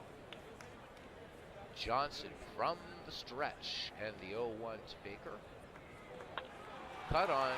Chopper to second. Childs up with it on to Bruthers to retire Baker. And Ward will hold third. So Johnson out away from the complete game victory. Scattering just 5 hits in this game. But who strides to the plate? Couldn't script this any better. League leader in just about everything. Napoleon Lajoie. Lajoie, though, nothing for 4 in today's game. Came into the contest batting .350, now batting a paltry .348. And for this, we're going to go pitch by pitch because it is Lajoie. And we'll see if Cleveland can tie it up. Johnson has the sign from Ray Shaw. From the stretch, here's the pitch to Lajoie. Curveball, a little high, ball one. So contrary to popular belief, Johnson didn't just have a fastball, though that was his go-to. Lajoie steps out of the box, takes a practice cut or two, back in. The big train deals the 1-0 pitch to Lajoie. Lajoie fouls this one back. Count 1-1. Cleveland's at baseball. Top two players in the league head-to-head with the game on the line.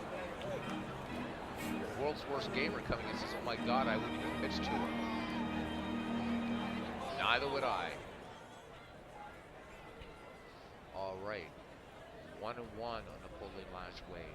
2 out. Tying run at third in John Ward. Johnson into his motion, the 1-1 pitch. Lajoie swings, base hit up the middle, RBI single, and Cleveland ties it in the bottom of the 10th. So yes, world's worst gamer, you were right. Probably not wise to pitch to Napoleon Lajoie, who was 0 for 4 today, but you got to figure he was due. But here is Fred Tenney, 2 for 4. 2 down, tie game. Good thing I started earlier tonight. Extra innings. Fred Tenney with 4 game-winning RBI in the season. 2 down. Lajoie has 21 steals.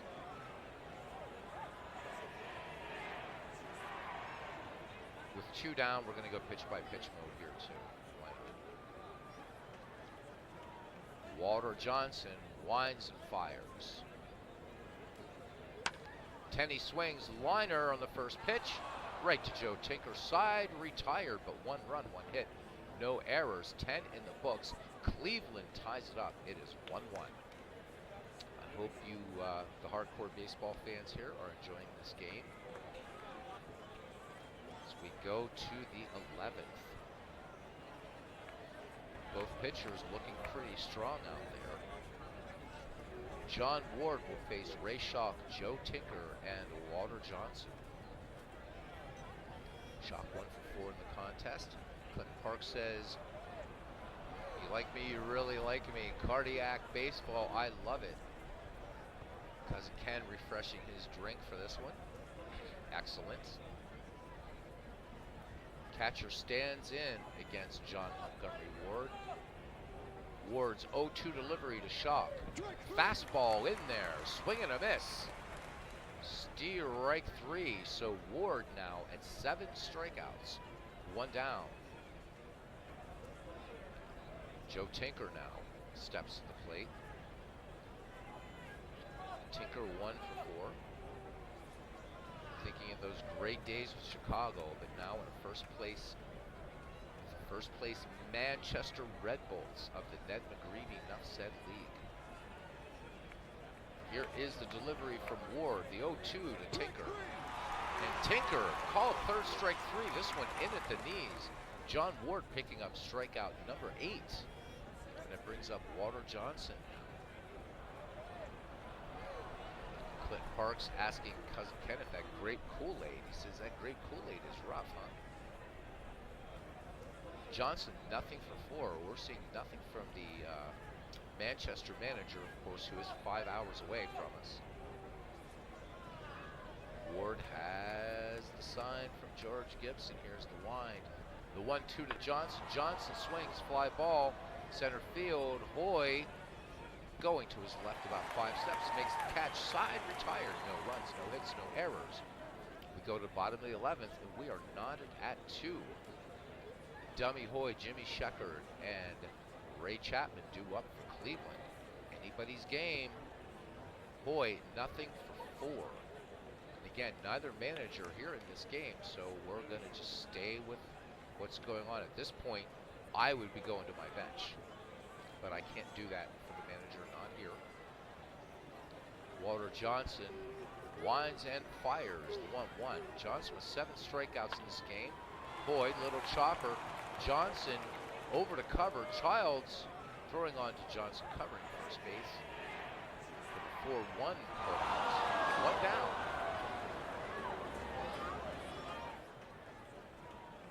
Jimmy Sheckard, nothing for 4. Both of these pitchers pitching effectively. Johnson works now. The 0-2 pitch to Sheckard. Sheckard liner, and Dan Bruthers takes this one out of the air for out number 2. And here's Ray Chapman, who's 2 for 4. 2 singles, 2 groundouts, 2 steals. Big Train ready to fire it in here. The 1-2 swung on, liner right to Joe Tinker at short. Side retired. We go to the 12th. Knotted at 2. This game is going to end in some weird fashion. I just feel it. Only because the game the other night was so weird, it actually sort of ended normally. This one's normal, and I think it's going to end strangely. Like an Ernie Harwell game that we had today where there was a grounder to third, and the third baseman kind of went down on his arse, and the winning run scored. I'm just feeling it. All right, Burkett is 2 for 5. He leads it off here for Manchester. We're back at the top of the order. John Ward delivers to the Manchester left fielder. Swung on and base hit right field. That one short hop Sam Thompson. Good job keeping in front of him. So Burkett aboard with the go-ahead run, and Burkett has speed. Cupid Childs 1 for 5 in the contest. John Montgomery Ward working from the slab. The 2-1 pitch. Little spitball chopped up the middle, and Lajoie coming in, making a nice play, throwing on to Fred Tenney. Came in just behind Ward on that play. Jesse Burkett moves into scoring position and 1 down. Striding to the plate, big Dan Bruthers. 2 for 3, has an RBI double in this game. And he was hit by a pitch also in the 8th, intentionally walked in the 10th. Waiting on deck is Chick Stahl. We'll see what Ward wants to do with first base open. Do you pitch to Bruthers or intentionally walk? Here's the sign from Gibson and the wind from Ward. Count even on Bruthers. Bruthers swings, liner to first. Fred Tenney has it, throws on, and it is a double play as Jesse Burkett is doubled off, too far off of second. What a great play. Double play ends the inning. No runs, 1 hit, no errors, nobody left on thanks to that double play. And we go to the bottom of the 12th. George Gibson, John Ward, Sam Thompson. Ken Castro saying the big train working on 150 pitches. Loving it. We don't care about expected pitch counts here, but let's see. Johnson good for just a few more, so we will see. Gibson, nothing for 4. The big train wheels and deals. Gibson swings, base hit, left field. This one under the webbing of Joe Tinker's glove. And Cleveland with a potential winning run now on first. Sure wish the manager was here because this is time for a pinch runner. John Ward 0 for 3. Infield looking bunt. John is an excellent bunter. And good hit and run, but not with Gibson at first. Johnson works from the stretch in the 0-2 to Ward. Oh my. And this one a called strike 3 just below the belt. Walter Johnson picking up strikeout number 8, showing signs of fatigue. Sam Thompson in there. Gibson holds first. Thompson 1 for 3. 2-2 your score. Potential winning run on at first base. Cleveland looking to close the gap on Manchester. Johnson, leg kick and the 2-1 delivery to Thompson. Thompson lines this one to second. Childs throws on to first. And it's another, they double up Boone Gibson. So we've had two double plays in this inning. Cleveland is turned away. And we go to the top of inning number 13, and we are knocking it two. And in this Ned McGreevy League, we do not have any impending darkness. So the band shall play on. John Montgomery Ward has struck out 8, walked 2. His pitch count up there as well. Both pitchers maybe showing some sign of wear, going on pure grit here, baseball fans. As Chick Stahl steps in, the center fielder, 2 for 5 in the contest. John Ward walks off the mound, kind of perambulates around, and climbs the bump. Toes the rubber. The 1-0 to Stahl. Stahl, chopper to second. Lajoie going back on this one and making a great off-balance throw as he takes that short hop. So Lajoie doing it at the bat, doing it in the field, 1 down for Chief Wilson. Chief Wilson just 1 for 5. Infield single way back in the 6th. He struck out in the 10th against Ward. Ward up near his pitch count. Ward works now. 1-2. Wilson, fly ball, center field. Dummy Hoy going back, and makes the catch. 2 away for third baseman Bobby Wallace. Nothing for 4. Wallace struck out back in the 10th. Ward rears and fires. Wallace, first pitch swinging fastball, base hit into left field. Up with it is Jimmy Sheckard. So the go-ahead run on first, 2 down, and John Ward looking tired out there. Ray Schalk now steps in. Schalk is 1 for 5. Ward checks the runner, Wallace. Throws over. Wallace back in time. Ward comes home with it, the 0-2. Schalk chops this one to short. Chapman on Lajoie, and that retires the side. And it looks like Irv Higginbotham is going to come in to pitch as we go to the 13th. Bottom of the 13th. And Cleveland will send off Edward Baker, Only Lajoie, and Fred Tenney. So in the 12th, we had 2 double plays. What will happen here at the bottom of the 13th? Nothing for 4 for home run Baker.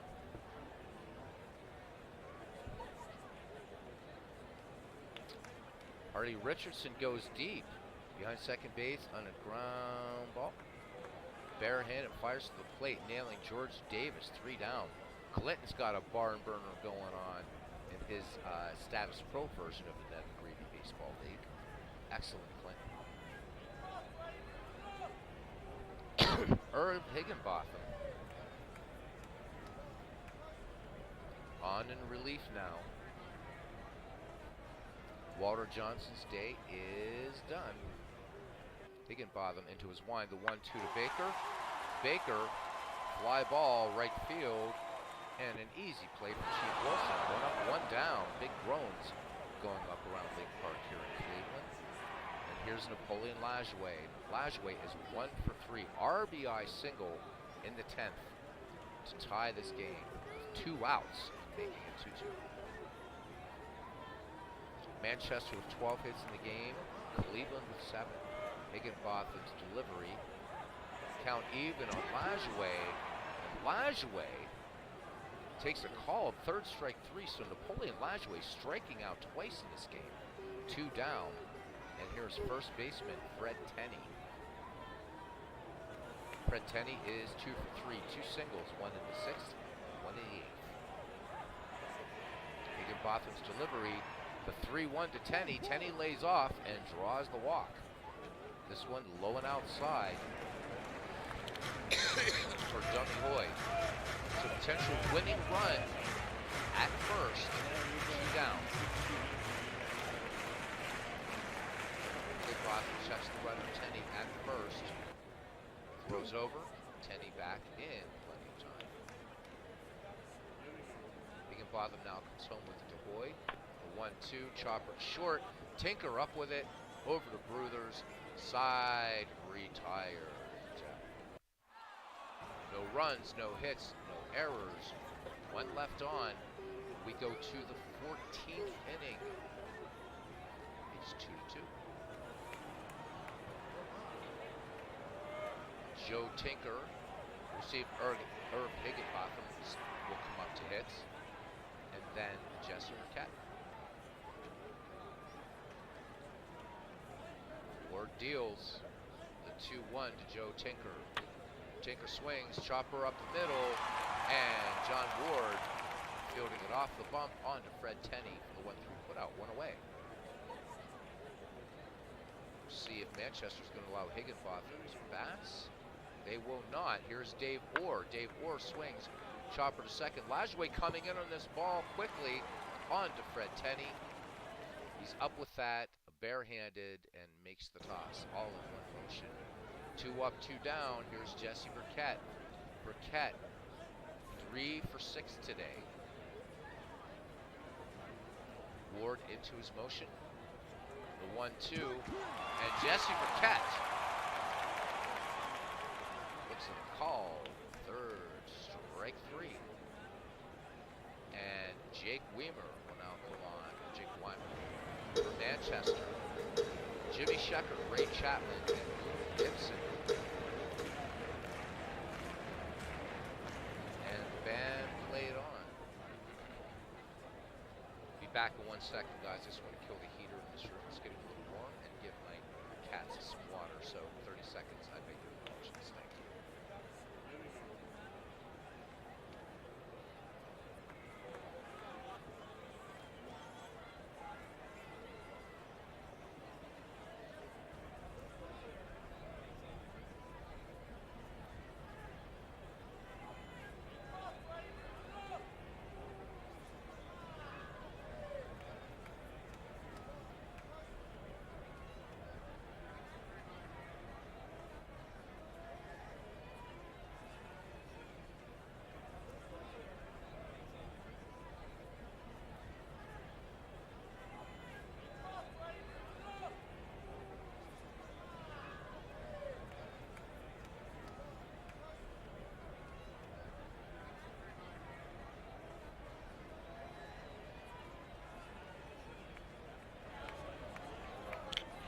And we are back.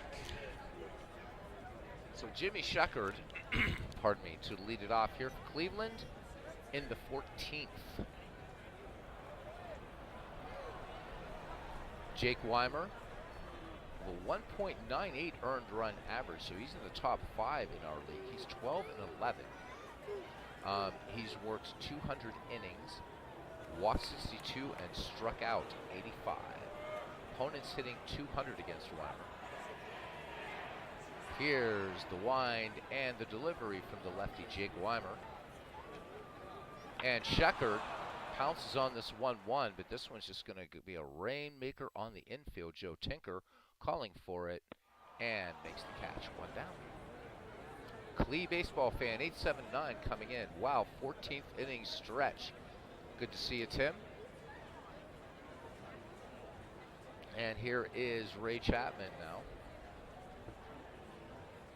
Chapman 2 for 5 in the contest. Jake Weimer winds and fires the 0-1 to Chapman. Chapman swings, base hit right field. Wilson up with it. Chapman making the wide turn at first and will hold. As Wilson coming in on that ball quickly.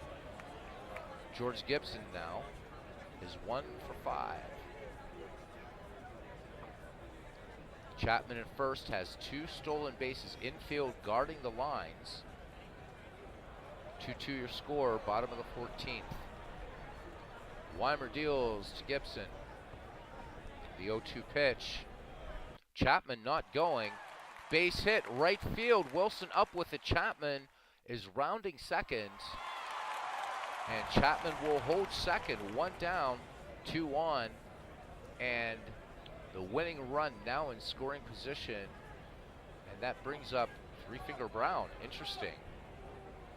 Interesting. So we will see. I guess the home team is doing something strange here, but again, the home manager not here. So we have to allow Brown to hit. Infield in at the corners, Wallace in at third, Bruthers in at first. The delivery by Weimer to Brown, the 2-0. Brown swings, Chopper to second, Childs up with it. Childs will go to Tinker, and the hard slide will break up the double play. It's not over yet. The fat lady kind of adjusting her voluminous gowns, made by a local tent maker here in Cleveland. Back at the top of the order in right fielder, Sam Thompson.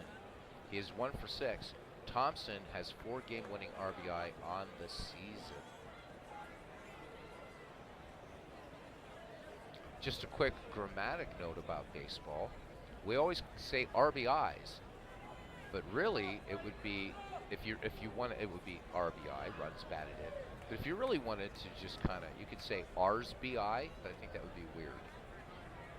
But as we say it, RBIs, is RBIs one run batted in. So yeah, I don't know why I thought about that, but just thought I would say that. Run batted ins. From the stretch, Jake Weimer delivers. Thompson, first pitch swinging. This ball game is over. The game-winning RBI by Sam Thompson, and Cleveland comes back. Nice seesaw game here. Actually, Cleveland came back in the 10th to tie it, and in the bottom of the 14th, they put the wraps on this one, 3-2. What a ball game! All right, let's go into our recap, and yeah, I guess that's it since we have kind of a slow chat tonight. So looks like I'll get the early night off. All right, unless you guys want to just chat some baseball or something, I have no idea. All right, so Cleveland improves to 65 and 58. Manchester falls to 66 and 57. The line for Cleveland, 3 runs, 10 hits, 1 error. Manchester, 2 runs, 12 hits, 3 errors. Let's look at our pitching line here. Walter Johnson gets the win. Or Walter Johnson, I'm sorry, gets the start. I'm looking at the W. Walter Johnson went 12 innings, 7 hits, 2 runs. Only one of those runs earned for Johnson. Walked 1, struck out 8. His ERA remaining a stingy 1.17. Johnson faced 46 batters in this big old contest. Irv Higginbotham, there's a name to conjure with. Sounds like something out of Downton Abbey. Worked an inning in relief. Walked 1, struck out 1. Jake Weimer came in, tagged with the loss. He goes to 12 and 12, 2/3 of an inning for him, 1 run, and it was a big one. It was earned, and neither struck out nor walked anyone. John Ward got the start for Cleveland. He went 13 and 2/3 innings, 2 runs, both earned. Walked 2, struck out 8, ERA now down to 1.98. And Todd, if you were here, you'd be happy. Mordecai Three Finger Brown gets the win, goes to 17 and 12. Brown worked 1/3 of an inning in relief and struck out a batter. So, wow. Let me see here. Let's look at miscellaneous. All right. So we had one pinch hitter, Dave Orr, came in very quickly. We'll look at our highlights and then go down through our little miscellaneous. In a losing cause for Manchester, Jesse Burkett goes 3 for 7 with a double. Dan Bruthers 2 for 4 with a double. Cleveland 3 for 6 went Ray Chapman. along with 2 stolen bases. Again, Three Finger Brown getting the win. He is 17 and 12. Jake Weimer takes the loss, 12 and 12. So both starters doing one hell of a job. Errors in this game. Chick Stahl, Joe Tinker, who committed two and also had two great plays. Dummy Hoy. Doubles. Dan Bruthers having the big double. Of course, also Jesse Burkett. Chick Stahl. Stolen bases, just one for Manchester. Ray Schalk actually getting the steal. Cleveland, Ray Chapman with 2 steals. Fred Tenney and John Ward each with one. George Gibson with that big pickoff play. Runs batted in. Dan Bruthers, Cupid Childs. Bruthers picking up number 52. Childs number 33. Cleveland, Napoleon Lajoie picking up his 81st run batted in. Sam Thompson with his 37th. Ward with his 6th. Dan Bruthers was intentionally walked. He was also hit by a pitch. Frank Baker with a sacrifice hit, which is a stat that was defined differently back in those days, by the way. And I don't think that sacrifice hit is being defined as that now. I don't know whether this would adapt to those rules. Sacrifice hit was something different. One pass ball and Ray Shaw. Great plays. Bobby Wallace, Cupid Childs, Chick Stahl, Joe Tinker with 2, Nap Lajoie, home run Baker, George Gibson. Few for poor plays. Left on base, Manchester stranded 11. Cleveland stranded 9. Each team turned a double play. Game-winning RBI, Sam Thompson. Game MVP, John Montgomery Ward. For faster reporting, blah, blah, blah. Thank you very much. All right, we're going to let this refresh itself. We will auto the other games. So Todd and Mordecai Brown got the win. He faced one batter and got the win. But yeah, John Ward. So welcome in. He said he missed the train and just got a telegraph that we won. Wow. Glad that you could come in, Todd. All right, we're right now before we finish out the day. Cleveland in third place now, just one game back of Manchester. Philadelphia a half game back. Providence 2.5 out. Butler 3.5 out, along with Liverpool. Bellingham is 4.5 back. Carolina and Arsenal 6.5 back, and St. Louis 16.5 back. And we will finish out this day. I know we've been only doing one game at a time, and I hope you guys don't mind that. All right, first up, Liverpool and St. Louis. Here we go. Liverpool edges St. Louis 2-1. Claude Hendricks gets the win. He goes to 6-6. Larry Corcoran with the loss. He falls to 13-18. Tris Speaker for Liverpool. He went 2 for 2 with a stolen base. Be nice to see my man Tris Speaker. Might have to do a Liverpool some night game when I'm the visiting club. Next up, Butler and Arsenal. Here we go. And Butler edges Arsenal 4-3. Nick Maddox gets the win for Butler. Rube Waddell takes the loss for Arsenal. Maddox improves to 8-14. Waddell falls to 15-13. Freddie Perrin goes 2 for 4 with a double. Carolina and Philadelphia. And Philadelphia in a squeaker, 1-0 over Carolina. So Philadelphia keeping pace. Jeff Tesreau gets the win. He goes to 12-12. Iron Man Joe McGinnity tagged with the loss for Carolina. He goes to 12-11. Donnie Bush for Carolina went 2 for 2 with a steal. We've already seen Cleveland, Manchester. Finally, Providence and Bellingham. And we have both managers here. So I don't know if you guys are up for another game or not. It's 11:50. We could play this game because both managers here, or we can just auto it out. It's up to you guys. And then we will look at the standings. So while you guys are thinking about this, so we're talking about Napoleon Lajoie and Walter Johnson. And as Ken said, these two facing each other with the game on the line. Napoleon Lajoie leading the league right now in batting average at 348. Second to him is Tris Speaker at 318. All right, pretty damn dominant. Walter Johnson leading the league at earned run average at 117. Second to him, Pete Alexander at 185. So these two just really, really, really dominating. And Hardy Richardson has been leading the league at home runs, holding at 11. Okay, the two managers are in. So we're gonna I guess we're doing a doubleheader. Good stuff. Just a couple quick notes here though, because people have always asking about it. Providence leading the league in team batting overall with 248. Bellingham at 238, so in the top five. Actually, this would be a pretty good game because Providence and Bellingham seem to be in the top five in a couple categories. Team scoring, so Providence 3.8 per game average, Bellingham 3.5, so this should be pretty fun. All right, so here we go.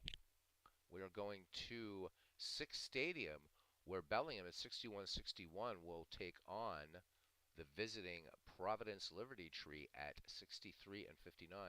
Providence now deciding to go with a three-man rotation. Let's go to the great state of Washington. The only non-dead ball era park in our league, but still dead ballish looking in a way, right? No light standards out there, pretty cool. And let's do this. All right, since both managers are here, you can choose your lineups if you want. Todd B says, here's a trivia question. I have no idea the answer. What's the biggest spread between a batting crown winner and second place? Nice one. Yes, you can. D. Scott would like to review his starters. Let's view opponent. And let me see if I can look. I can look at your starters. Let's look at your rotation. So you have Eddie Plank, Carl Mays, Bob Groom, Sam Lever, and Dutch Leonard. D. Scott. And then we'll get to, you guys can set your lineups. We'll let Ken go first. So unexpected doubleheader here.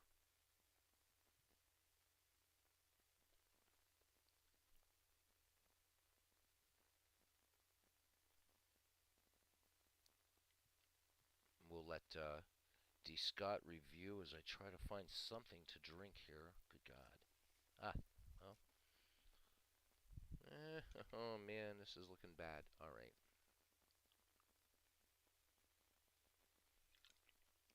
Oh yeah. I'm almost out of water though.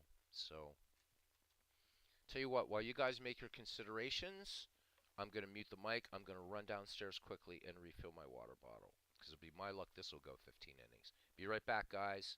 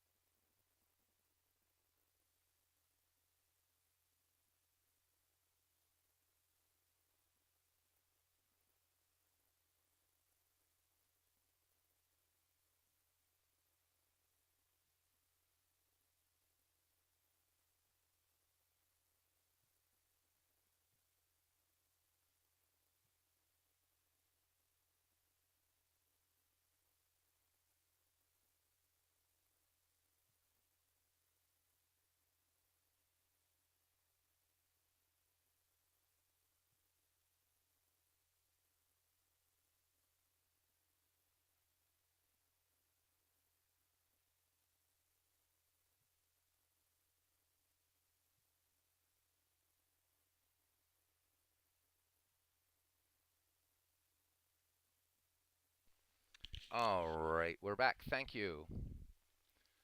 Okay, hopefully you guys had a chance to um, go over who you want.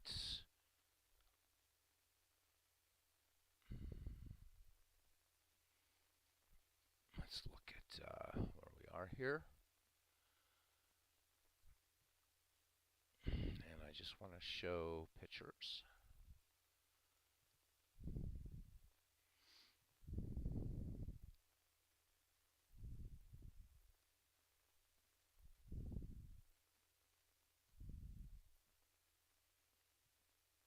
Todd B says this race is as tight as the as the knickers on the women Ken chases around. As Ken Castro says, that's the Todd I know. Clinton Parks, and with a an update. Two errors. Sacrifice hit and Tommy Tucker unloads on Mathewson to dead center. 3-0 Butler. Okay. Sure, D Scott. I didn't know what you wanted to do. Yep, definitely. Well, your lineup, you can just choose your lineup. I'm letting you guys choose your lineups. So, do you guys want to choose your lineups? There's your batters. And I need to do all. And yes, believe it or not, George Sisler was a sometime pitcher. Um, and actually, it should actually go to Ken first because it usually defaults to the visiting team first. So while D. Scott is thinking about that, let's go to Providence. Providence, you want to see the drop down lineups? Okay, there's 8 of them. So I don't know who D. Scott's going to start yet. So, but if you're not worrying about platooning, and why is there nobody in first place or the leadoff spot? Okay, this is weird. Maybe because it is wanting you to. It should be Billy Hamilton, right? I'm assuming you want Billy Hamilton in there to lead off, right? Don't know why the game is having a. But I do know you have Slide and Billy in there. And let's see if your first versus right does it. Yeah, it keeps knocking Hamilton out. It does put him. I don't know what is the deal here, but boop, there we go. Yep, I have Hamilton. Um, the only way for me to schedule, I'll tell you how I'll do this. I'm going to throw in 2 pitchers, cancel the game, and then we'll see who's scheduled to start. Because I really wasn't even expecting this. So I'm just throwing in just anybody because I'm going to cancel the game immediately. Okay. So 1 second. And again, this will it doesn't unlike out of the park baseball, it's not gonna do anything here. So that way we can see. I forgot to check that. I'm sorry. So let me throw in Dutch Leonard. Click OK. And cancel this. Play ball! Yep, game's canceled. All right. So let's give this a chance to refresh. I'm not used to having 2 managers in at the same time, so this ought to be fun. So just to remind you guys, visiting manager can only make substitutions. The home manager can make substitutions and call plays. Okay.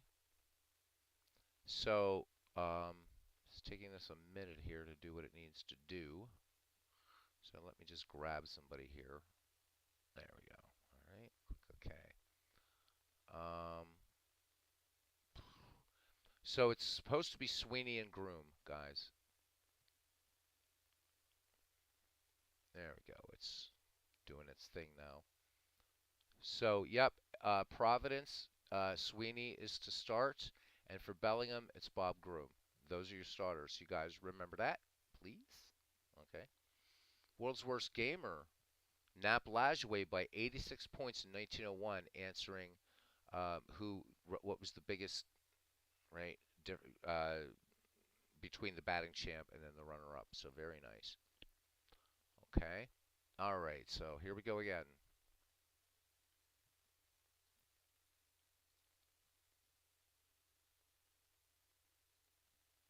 All right.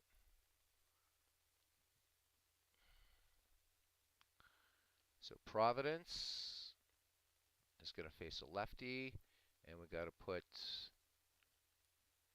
a Billy in there. These are all saved lineups. I don't know why it's doing this. So let me do this really quickly. Okay. So we're going to do this versus left. Yeah. Oh, it's going to do this the whole way through. Let's get your pitcher in there, Charlie Sweeney. And let's save all these lineups. Okay. So save.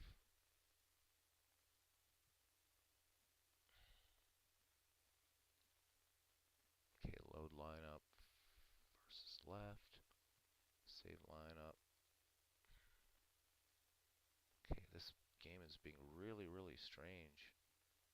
There we go. Second versus left. So I tried to bring this into Action PC 2023, but it wouldn't bring in the ballparks correctly, the way it's supposed to. Because I really wanted to be done with Action PC 21, and that just didn't happen. So just 1 second, gents.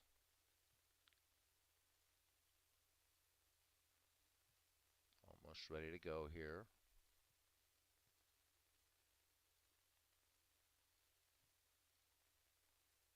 Alright, let's view opponent. And we know it's Bob Groom. So D. Scott, if you want to set your lineup, or do you just want to go versus righty? Show you what you have as far as righties go. That would be your lineup for righties. Cobb in right field.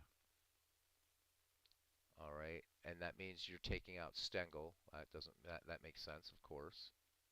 Okay. Where do you want Cobb to bat? D. Scott. So right now he's batting fifth. I'd say Huggins is pretty high up there, but I don't know where you want him. So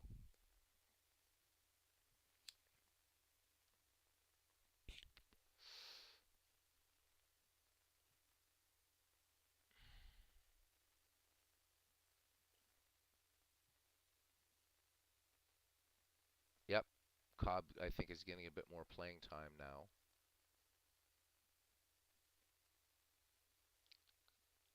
Clear. You want me to clear out the lineup? All right. I will do it. Let me put Bob Groom back in there again. All right.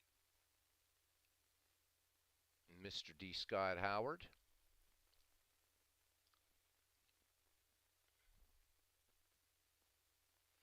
By the way, check out Clee Baseball Fan 879. Check out that channel. Tim, please feel free to put a link to your channel in the chat, if you would. Okay, so Cobb to lead off. In right field.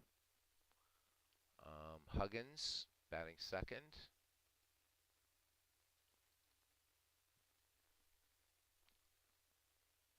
And George Sisler, one of my favorite players. Ed Delahanty next.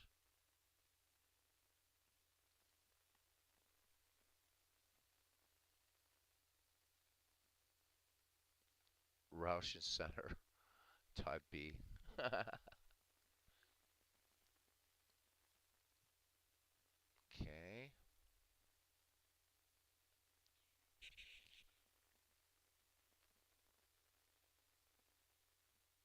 Maybe Michael J. Fox. Todd B says he likes to think he patterns his managerial skills around Jimmy Fox, and Ken Castro comes back with maybe Michael J. Fox. So there you go, guys. Tim has put his link to his channel in the chat.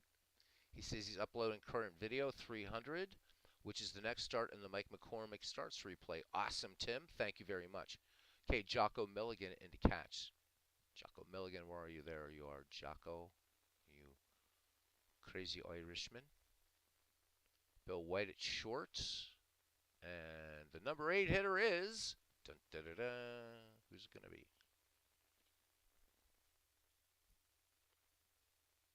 Yes, he does. Tex Wisterzo a third.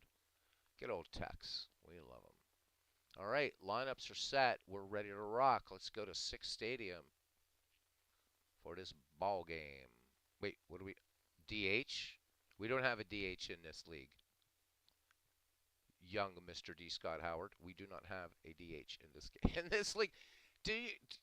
So, guys, do you see that D. Scott Howard is he's cursing on the channel? He tried. Oh my God. Here we go. All right. Nice try, D. Scott. I'm not that tired.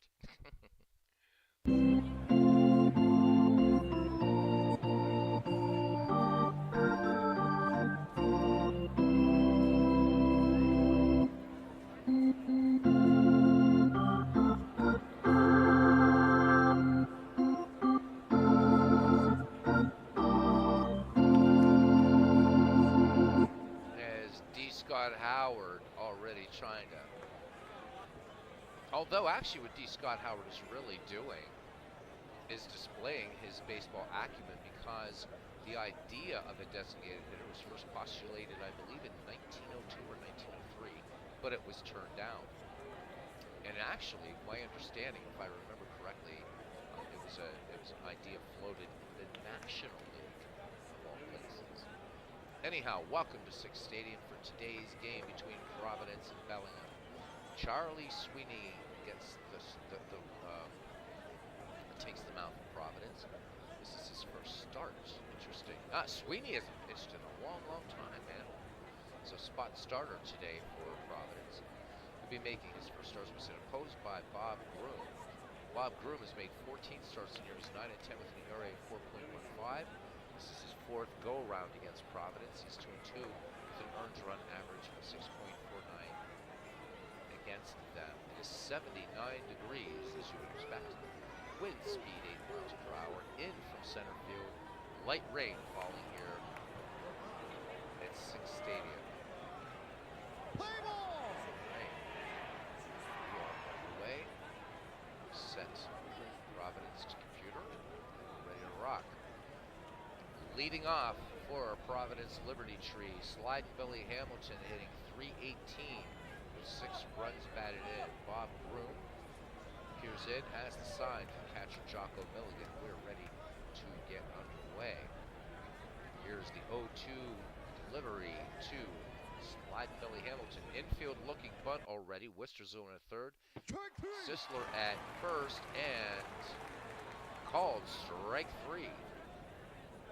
This one catching the outside part of the plate. Hamilton is retired, 1 down. Wee Willie Keeler. Keeler hitting .304, a home run. 49 runs batted in. Keeler, second in the league in steals, behind Hannes Wagner of Arsenal. Keeler gets in the box. A finely manicured field for the dead ball era, I might say. Groom winds and fires. The 0-1 pitch to Keeler. Cut on, chopper to second. Miller Huggins up with it. On to George Sisler for out number 1. And I want to try to change something here really, really quickly. Specifically, the play box. So I want it tall and medium, and play-by-play, medium. Wait, I don't want the call box to be tall. I want it to be wide. And let's see if that makes things look better. Thank you for not changing. This game gets so weird. All right. Anyhow, here's Joe Kelly, hitting .262 for Providence, 38 runs batted in, including a home run. Bob Groom winds and fires. Kelly gets the bunt down. Jocko Milligan on to Miller Huggins, covering up the play for out number 2. So Providence trying to get a running game going here. That retires the side. Nothing lacrosse. We go to the bottom of the first. Providence nothing. And the Bellingham bare-handed Wolf Chokers coming to bat. Leading off, Ty Cobb, seeing his average going up, .282, 3 home runs, and 22 runs batted in. Yep, some pretty fancy buildings out beyond the wall for the early part of the 20th century, says D. Scott Howard, and he's right. Let me try to figure out what the hell is going on here. I don't want this wide. And I want the play-by-play box. I don't know why this thing is having aneurysms here. That's better. Now one more thing, sorry. And I want the play call box. Used to be, no. Play-by-play height. That's not large. Let's try extra large. That's better. Alright, now we're good. Alright. Now we're going to let Ty Cobb bat, who by now is already with Philadelphia.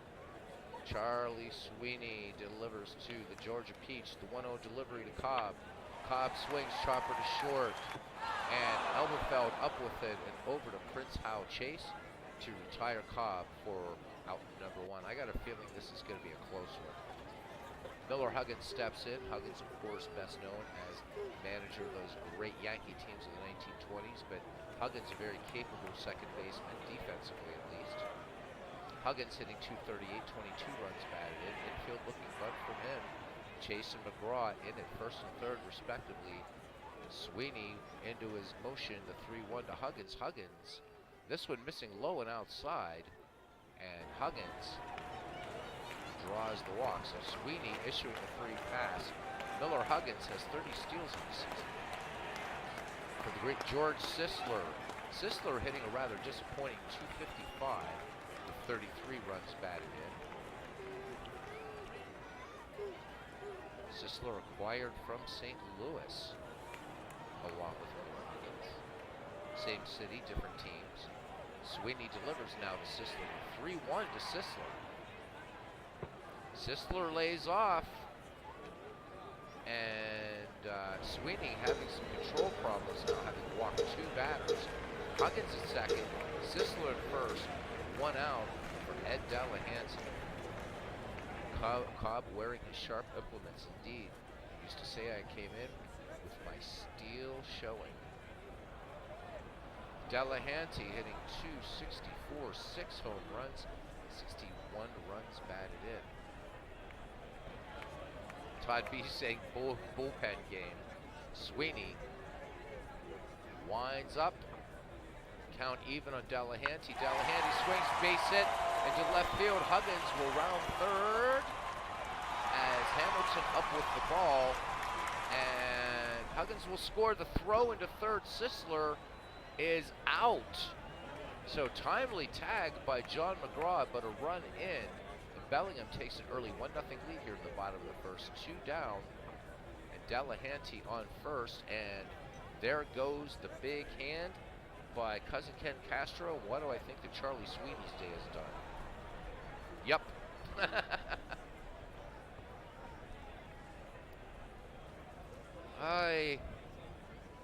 Charlie Sweeney, 'twas not a fine soft morning for you, me bio. You're done.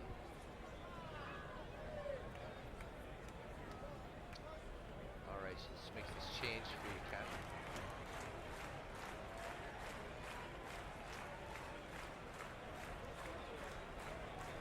So Jack Taylor gets the nod.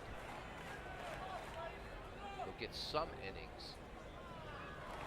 Oh, Charlie Sweeney, we hardly know you. It's always sad to see an Irishman get wrongs like that. All right, Jack Taylor's numbers. 2.38 earned run average. He's 9-10 on the season, 161 and 1/3 innings pitched. He has walked 33, struck out 50, opponents hitting .256 against Jack Taylor, the 1.184 whip. Ed Roush now to step in against him. Roush hitting .243, a home run, and 28 runs batted in. Center fielder from the Cincinnati Reds. Jack Taylor winds and fires, throws over Delahanty. Back in safely ahead of the Howell Chase tag. Jack Taylor now comes home with it to Roush, the 2-1. Roush swings, chopper to second. Bid McPhee up with it on to Prince Howell for the 4-3 putout. Inning over, but 1 run, 1 hit, no errors, 1 left on, and it is 1-0 as we go to the top of the second.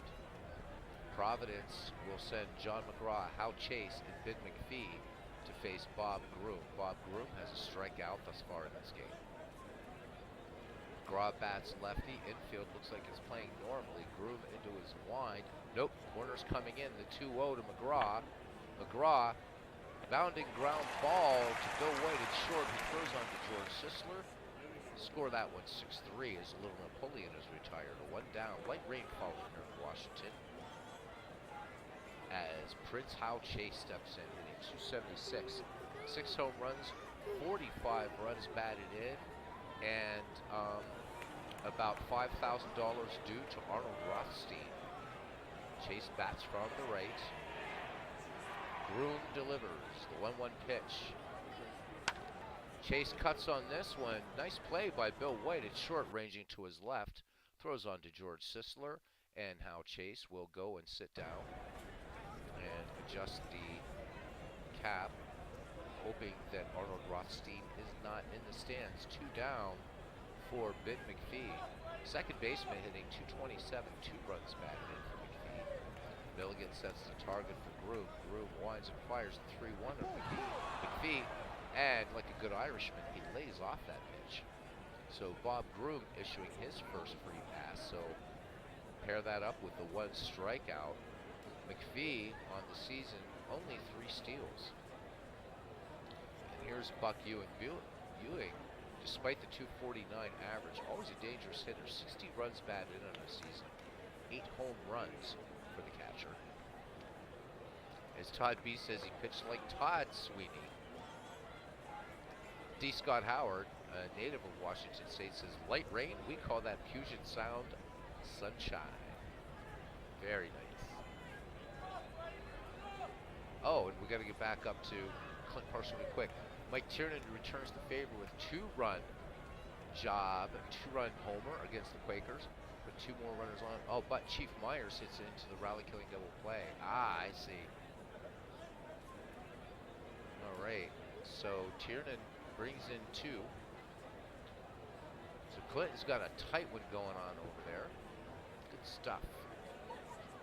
Robbie is, I think, working on Baseball for Windows stuff. Todd asked if Robbie is power dating. All right, here is the delivery. McPhee on first, pretty good lead. Groom into his motion. And there goes McPhee, the throw down by Milligan, the tag by Huggins. And it's a caught stealing. McPhee is out. That was a close play at second. Inning over, and we go to the bottom of the second. It's 1-0 Bellingham. Due up, Jocko Milligan, Bill White, and Tex Wisterzo. Jocko Milligan hitting 281, 2 home runs, 18 runs batted in. Roy White waits on deck. Taylor winds and fires. Fastball to Milligan. Milligan sends this one deep to left. Kelly going back on it. The park will hold it, as Joe Kelly catches it about 10 feet from the wall. Bellingham now sends up Bill White. Bill White with a 7-game hitting streak. He's hitting 222, 5 home runs, 48 runs batted in. Jack Taylor called in the first. Charlie Sweeney getting the early hook by the Providence Liberty Tree manager. Providence looking to trade Sweeney for perhaps a mascot. Taylor works to White. The 0-1. White, chopper deep to short. Elberfeld up with it and over to Prince Howell Chase for out number 2. And here is Tex Wisterzill, rather youthful looking chap. Third baseman hitting 212, 37 runs batted in. Pitcher Bob Groom waits on deck. Jack Taylor pitching with 2 down. Wisterzo, first pitch swinging on the fastball. Bid McPhee ranging far to his right, and The off-balance throw onto Prince Hal Chase to retire Wisterzo and the side. No runs, no hits, no errors. 2 in the books here at Sixth Stadium in the great state of Washington. It's 1-0 Bellingham. And Buck Ewing will get back in there again thanks to caught stealing of Ben McPhee. Be followed by Kid Elberfeld and Jack Taylor. Bob Groom into his windup into 3-1 to Ewing. And this fastball low and Ewing aboard.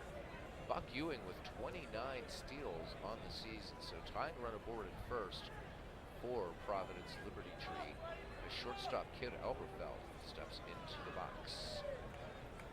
Elberfeld at a .214 clip, a home run, and 43 runs batted in. Groom keeping a close eye on Ewing at first, along with George Sisler. Here we go, throw over. Ewing back ahead of Sisler tag. Groom deals now. And there goes Ewing, the throw down, the tag by Huggins. And Buck Ewing steals number 30, so tying run in scoring position for Providence. Nobody out here in the top of the third. Kid Elberfeld back in the box. Bob Groom winds and fires. Elberfeld, base hit to center field. Roush up with it. And Elberfeld going for 2 slides. He is safe and an RBI double. Scoring Buck Ewing, and we are tied here in the top of the third, 1-1. Jack Taylor batting, nobody out and a runner in scoring position. Elberfeld with 20 steals in the season. And good speed getting in there. Roush not somebody you usually get a run on, but Elberfeld turning on the Jets. Groom has the sign from catcher Jocko Milligan. Here's the wind and the delivery. Little spitball, based it into right. Cobb up with it, and coming in to score is going to be Elberfeld. Jack Taylor with the RBI double, and it's 2-1 Providence. Nobody out, and we're back at the Providence, top of the Providence order, and sliding Billy Hamilton. Hamilton struck out against Groom back in the first. Groom checks Taylor. Taylor, no threat to steal out there at second. Groom comes home with it, the 1-0 delivery.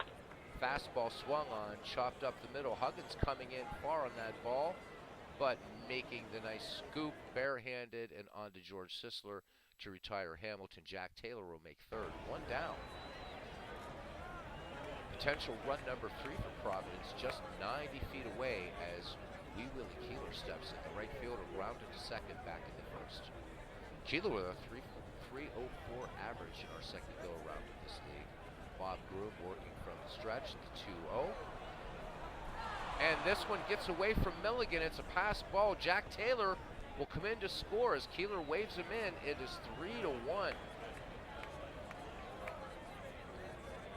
Milligan having to go all the way to the backstop for that one. Milligan back in there now. Kind of knee slightly bent, as catchers did back in those days. Keeler back in. Here's the 3-0 delivery by Bob Groom. Keeler pops this one high in the infield. This one's going to bring a little bit more Puget Sound sunshine as it comes down into the glove of Miller Huggins.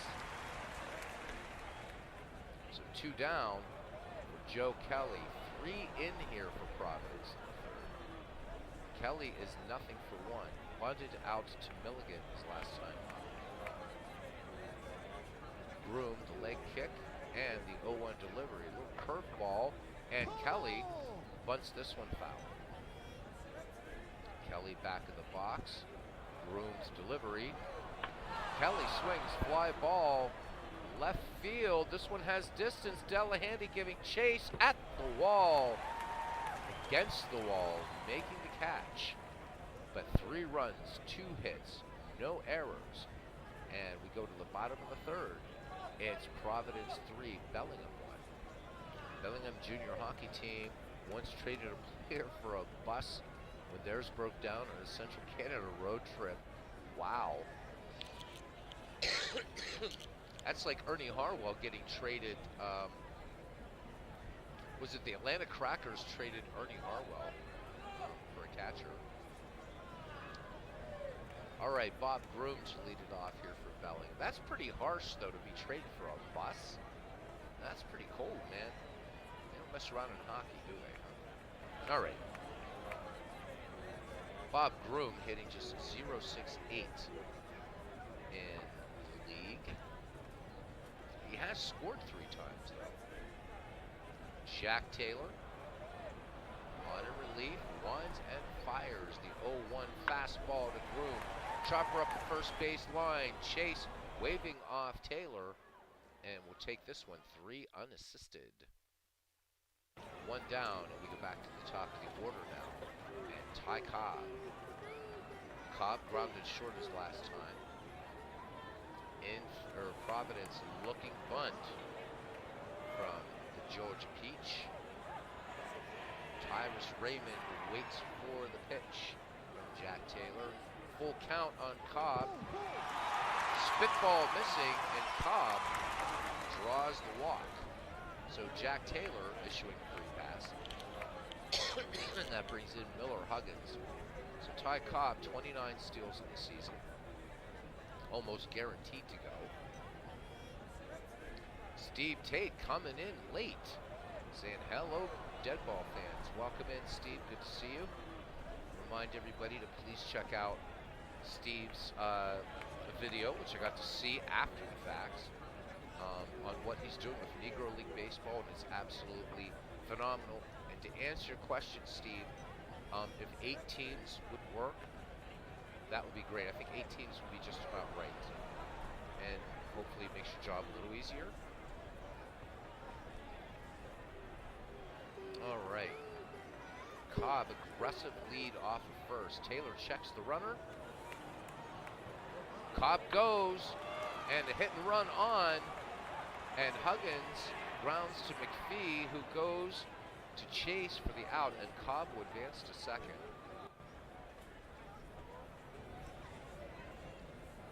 And that brings up George Sisler batting with 2 out. Sisler walked back in the first. Jack Taylor peering over his right shoulder at the speedy Cobb. Cobb daring him to spin and throw. Taylor looks home, has the sign from Buck Ewing, the 2 out, 1-2 delivery. Curveball to Sisler, chopped to short. Elberfeld up with it, and over to Hal Chase to retire the side. No runs, no hits, no errors. 1 left on, 3 in the books here in Washington, and it is 3-1 Providence. You missed a great game earlier, Steve. Nice extra inning affair.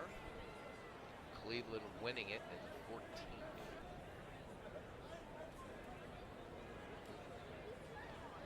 And Steve says 8 teams work. Thank you, Steve. And he says Bo Schembechler did Ernie dirty.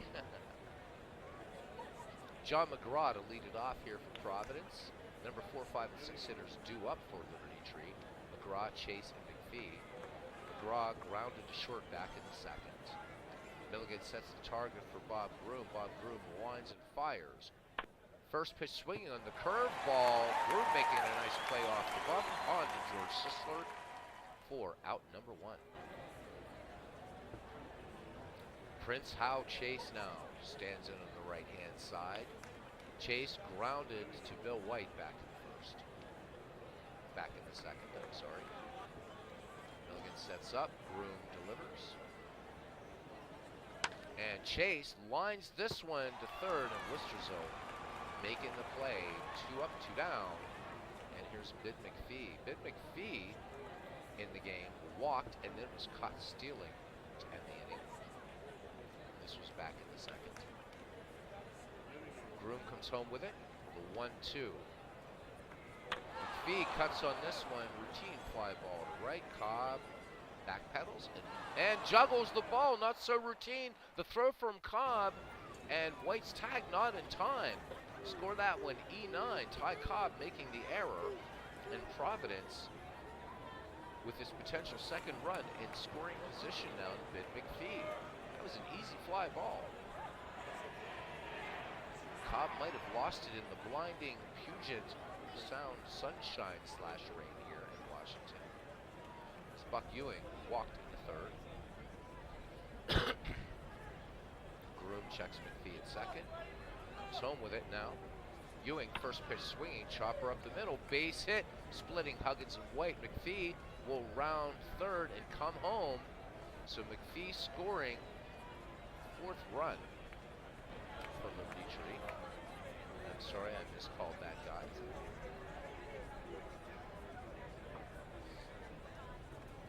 So 4-1 Providence and 2 out. I was thinking that was Bellingham. Sorry, guys, getting late. Buck Ewing, 30 steals. Good lead at first. Groom checks the runner. Kid Elberfeld, 1-for-1 RBI double back in the third. Here's the throw over.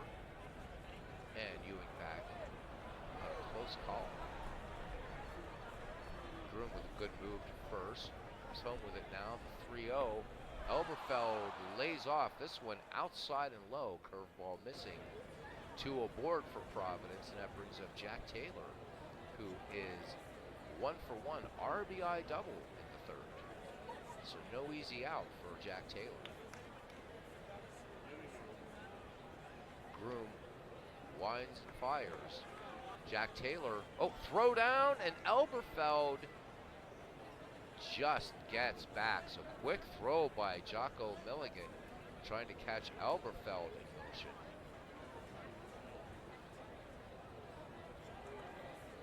Groom comes home with it now. The 1-0. Taylor swings, chopper up the first base line. Sisler has it. Waves off Bob Groom and takes this one 3 unassisted to end the inning. But 1 run, 1 hit, 1 error. Bottom of the fourth, and it's 4-1. So Steve, I tried to bring in all the ballparks and everything for Action PC 21 into 2023. I did it tonight.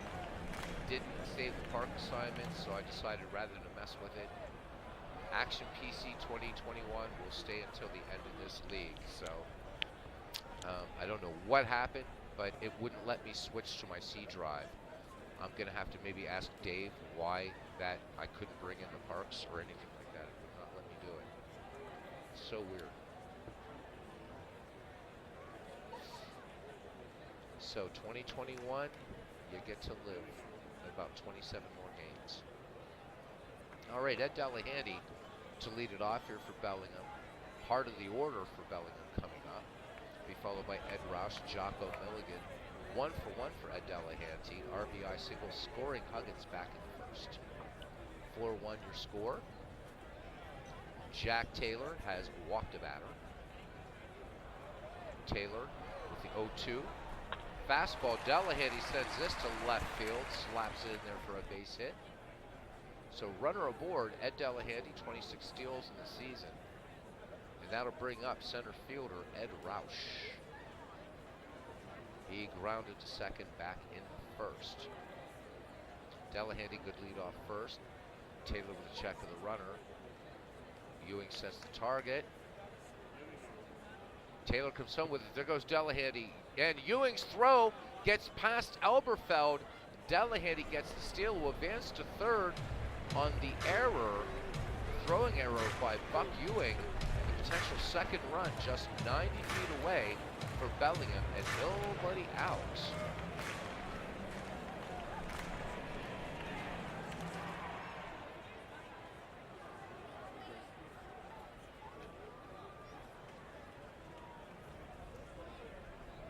All right, thank you, Steve. I will definitely do that. Because it, I tried to do it from within game, but apparently that is the copying and pasting is what I did wrong. I just assumed it would bring in everything, and it just didn't. So thank you, my friend. Maybe I'll do that so that way I can retire Action PC 2021 finally. All right, so Jack Taylor working from the stretch. A lot on the line here when to try to definitely not let this dangerous Bellingham lineup wake up. Taylor from the stretch, and the 1-0 to Roush. Roush swings, and this one's going to go for extra bases into left field.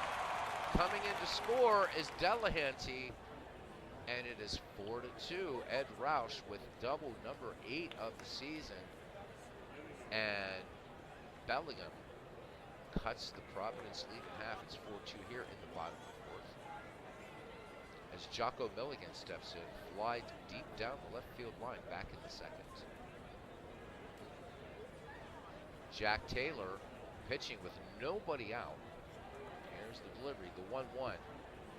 Fastball, Milligan sends this one to center field, going back on his Hamilton. It's got distance, but not enough. Hamilton at the wall. Roush will tag and make third easily. One down. Bellingham's knocking at the door just 90 feet away with run number 3. Bill White riding a 7-game hitting streak. He's nothing for 1 thus far. Grounded short back in the second. Ewing sets the target. Taylor from the stretch. The 2-0 fastball. White chopper to short. Elberfeld has it up with it. Will go for the shore out to Chase at first. Ed Roush will score. And it is now 4-3. It's becoming a ball game, baseball fans. Steve Tate says, finish Josh Gibson. And Cristobal Torriente. Cristobal Torriente. I mean, everybody knows about Josh Gibson. But Cristobal Torriente, phenomenal player. Steve says he's on a roll. Looking forward to seeing this project at Usman done. And you will, my friend. For all the work you're doing, Steve, you ought to do it on your channel, man. But the just brilliant work Steve's doing with, I mean, all the resources and everything. And of course, he gave a big shout out to Big Clue, who deserves that big shout out. For the MLEs, the major league equivalencies. I think for anybody, just check those out. I think they're really cool. Steve showing all the things he's doing, keeping a couple like Colonel Sanders, some of his recipe secret. 2 down, bases empty for Tex Wisterzell, grounded to second his last time up. Taylor delivers the 1-2, chopped up the middle, base hit. Bellingham not done yet. Wisterzell aboard, and Wisterzell with 17 steals. Big Clue said he was your dealer. Absolutely. Yep. It's all right, though. It's a good kind of dealer. All right. Bob Groom, nothing for 1. Not much to say there. Grounded to first. Bats like a pitcher. Wisterzell, a few steps off first. Taylor works to him. Nope, throws over. And Wisterzell caught napping. Was he caught napping? Yes, he was. Howe Chase with a quick tag, and that's it. But 2 runs in for Bellingham on 3 hits, 1 error, and we go to the top of the 5th. It's 4-3. That one caught me completely off guard. All right, back at the top of the order for Providence Liberty Tree and Slide Billy Hamilton. He has struck out and grounded to second. Bob Groom owns a strikeout and has surrendered 3 free passes. Groom delivers now to Hamilton. The 0-2. Slide Billy swings. Chopper deep in the hole short. Bill White up with it quickly to get the rapid Slide Billy Hamilton. Out number 1. Wee Willie Keeler, nothing for 2. He has popped to second and grounded to second. Groom peers in, has the signed leg kick. And a little curveball to Keeler, right back to Bob Groom for the 1-3 put out as he tosses on to George Sisler, who retired Keeler for out number 2. Just a little late rain here in Washington, or as D. Scott says, Puget Sound sunshine. As left fielder Joe Kelly steps in, he's nothing for 2. Bundy to catcher and fly to very deep left in this game. Groom delivers. The 1-2 to Kelly. Curveball lined right to Wisterzo at third. Side retired. No runs, no hits, no errors.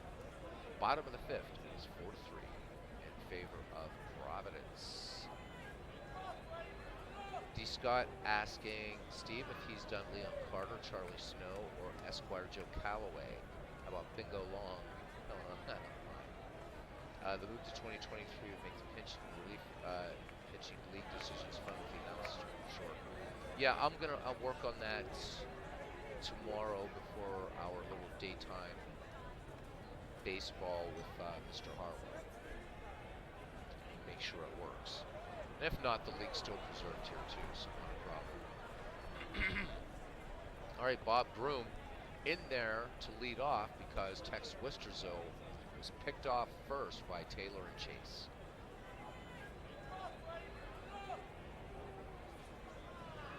I'm just glad that Pop Lloyd, I think he's got Pop Lloyd done. And let Steve tell you about what he did on his video about Martin Dihigo and why he was so difficult to carve, because he played every damn position. All right, Taylor deals to Groom, the 0-1. Fastball, lofted to left, and Kelly making the grab. One down, back at the top of the order for the Georgia Peach. Cobb grounded out and walked. Chase and McGraw in at the corners, looking bunt from Cobb. Taylor winds and delivers the 2-0 to Cobb. Cobb fastball back to the box. Taylor up with it and over to Prince Howell. And Cobb will sit down. 2 down. The Mighty Might, second baseman Miller Huggins, nothing for one. He walked and grounded to second. Taylor toes the rubber. The 0-2 to Huggins. And Huggins pops this one high in the infield. Elberfeld and McPhee converging. McPhee waving off Elberfeld and makes the catch for the third out of the inning. No runs, no hits, no errors. 5 in the books here at Sick's Stadium. It is 4-3 in favor of Providence. And Providence will send up John McGraw, Hal Chase, and Ben McPhee. McGraw, nothing for 2 in the game. He's grounded out twice. Groom sets and delivers. The 0-2. Curveball. McGraw sends this one up the middle. Huggins ranging far to his right and throwing on to Sissel to retire the speedy John McGraw for out number 1. You know, it just occurred to me, we're coming down the end of this. I'm really, really going to miss this league. This has been fun. So much fun, and I thank all of you for making it that way. And we got a couple people interested in this era now, so Cousin Ken, I would say mission accomplished. Hal Chase now, nothing for 2. Prince Howell grounded to short, line to third. Prince Howell could have been one of the all-time greats. Milligan sets the target. Groom, the 1-out delivery, 2-1 fastball. This one lined right to Tex Wisterzo at third. 2 down. Wisterzo had him pegged perfectly. And here's Bid McPhee. McPhee caught stealing.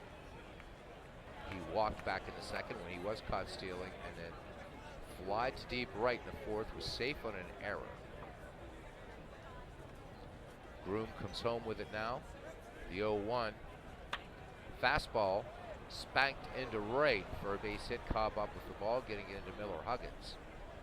So 2-out single. Bid McPhee, only 3 steals in the season, but does have wheels. Buck Ewing, 1 for 1. RBI single back in the fourth, scoring Bid McPhee. Groom checks the runner. The 0-1. And this one into extra bases, into left field. McPhee is around third. Ewing going for 3. McPhee in there. Ewing the throw home. Ewing is safe inside the park, home run. And it is now 6-3 Providence. That is the 9th home run by Buck Ewing this season. So both runners just absolutely motoring around the base paths. And that will bring up Kid Elberfeld. Willie Wells. Bullet Rogan next on your list for tomorrow. Oh, man. Willie Wells. Yeah, that's why I laughed a little bit, D. Scott, but I didn't want to give it away. And I just thought as soon as you said bingo long, but well done. You're thanking me for making it happen, cousin? This was something that you had originally brought up, like late, I think it was, I don't know, I was still back across the pond. So, mission accomplished, my friend. Kid Elberfeld now, 1-for-1. Man, but I'm sorry, Willie Wells, what a player. And Bullet Rogan, good God. You already have Turkey Stearns in there, Buck Leonard, right? Yep, 10 watching. Nice to see. All right, Elberfeld is 1-for-1. RBI double scoring Buck Ewing back in the third. Milligan sets the target. Bob Groom ready to twirl it in with 2 out. The 1-2 delivery to Elberfeld. Fastball. Elberfeld sends this one high to left. Going back on it is Ed Delahanty. And he'll make the catch. 2 runs, 2 hits, no errors. The big 2-run inside the park home run by Buck Ewing makes it Liberty Tree 6 and the bare-handed Wolf Chokers 3 as we go to the bottom of inning number 6. George Sisler, Ed Delahanty, and Ed Roush do up the number 3, 4, 5 hitters for Bellingham. Jack Taylor letting his infield and outfield do the work for him. He's walked a batter, has not struck out anyone. Sisler nothing for 1. He walked and grounded to short. Sisler an excellent bunter. Providence infield playing normally. The 1-1 pitch to Sisler. Sisler cuts on this one. Weak chopper to short. Elberfeld takes it on the hop. Throws on to Prince Howe to retire the great George Sisler for 1 down.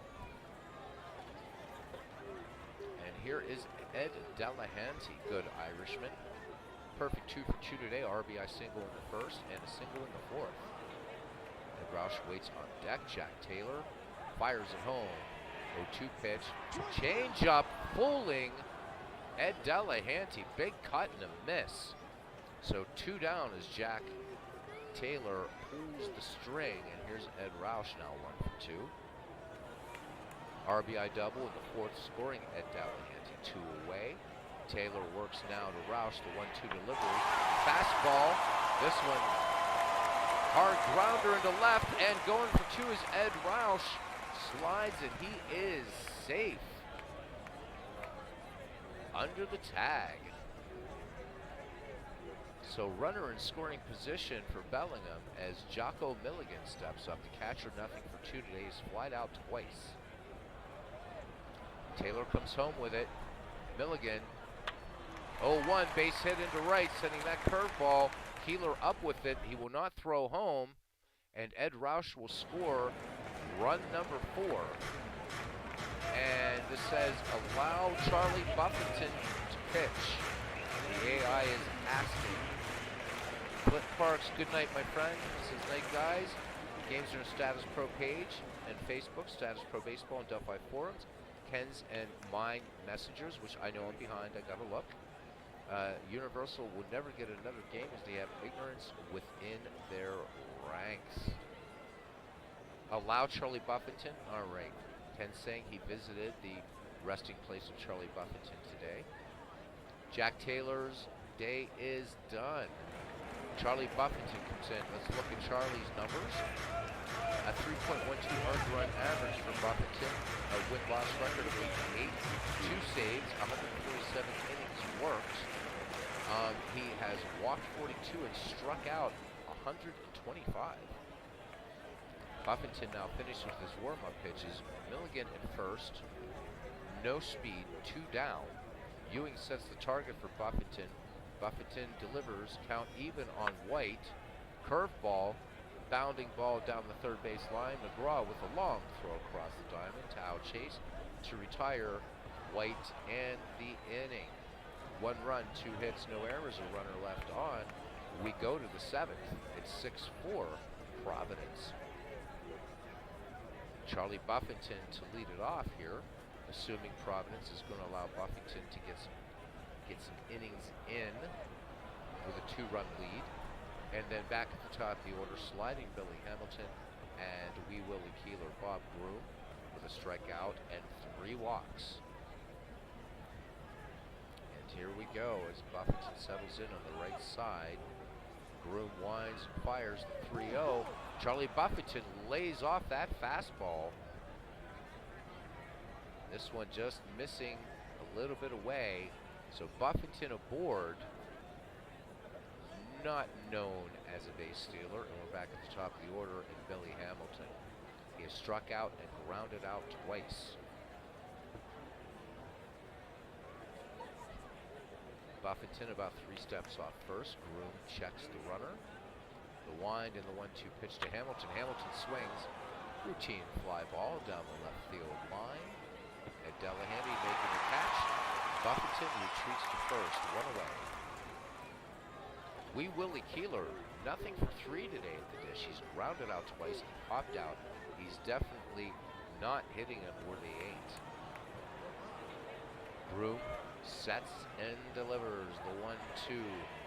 Spitball. Keeler sends this up the middle. Huggins to White to Sisler. This is going to be close. And Keeler beats it out, so they do not turn the double play. So Keeler aboard, 2 down. Wee Willie just behind Hannes Wagner in steals. Keeler with 41, Wagner with, I believe, 46. Joe Kelly, nothing for 3.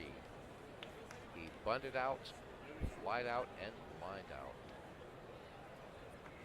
Milligan sets the target for Groom. Groom with a check of Keeler at first.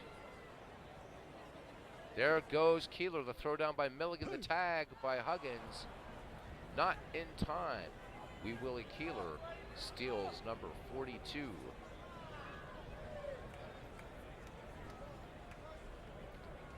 Of course, 42, such an important number in baseball. Don't need to say why. You guys all know it. Can't wait to play, get to do something with Jackie Robinson again like I did back in 2017. We did a Jackie Robinson sort of tribute game in Baseball for Windows. Little facts and everything about Jackie in every inning. I was gratified to see. Very early on in my channel too it was. That had some nice viewership as we talked about Jackie Robinson. All right, and in a sly way, I just said about number 42. Kind of fun.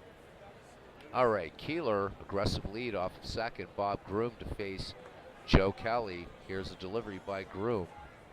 They're going to intentionally walk Joe Kelly to get to John McGraw. Interesting. So Keeler at second, Kelly at first, and McGraw at the plate. So we have Irishmen all over the place right now. McGraw has grounded out 3 times. Bob Groom deals now to Little Napoleon, the 1-2, and McGraw sends this chopper to White, and White will take this one unassisted to second. Middle of the 7th, 6-4, Providence leading Bellingham.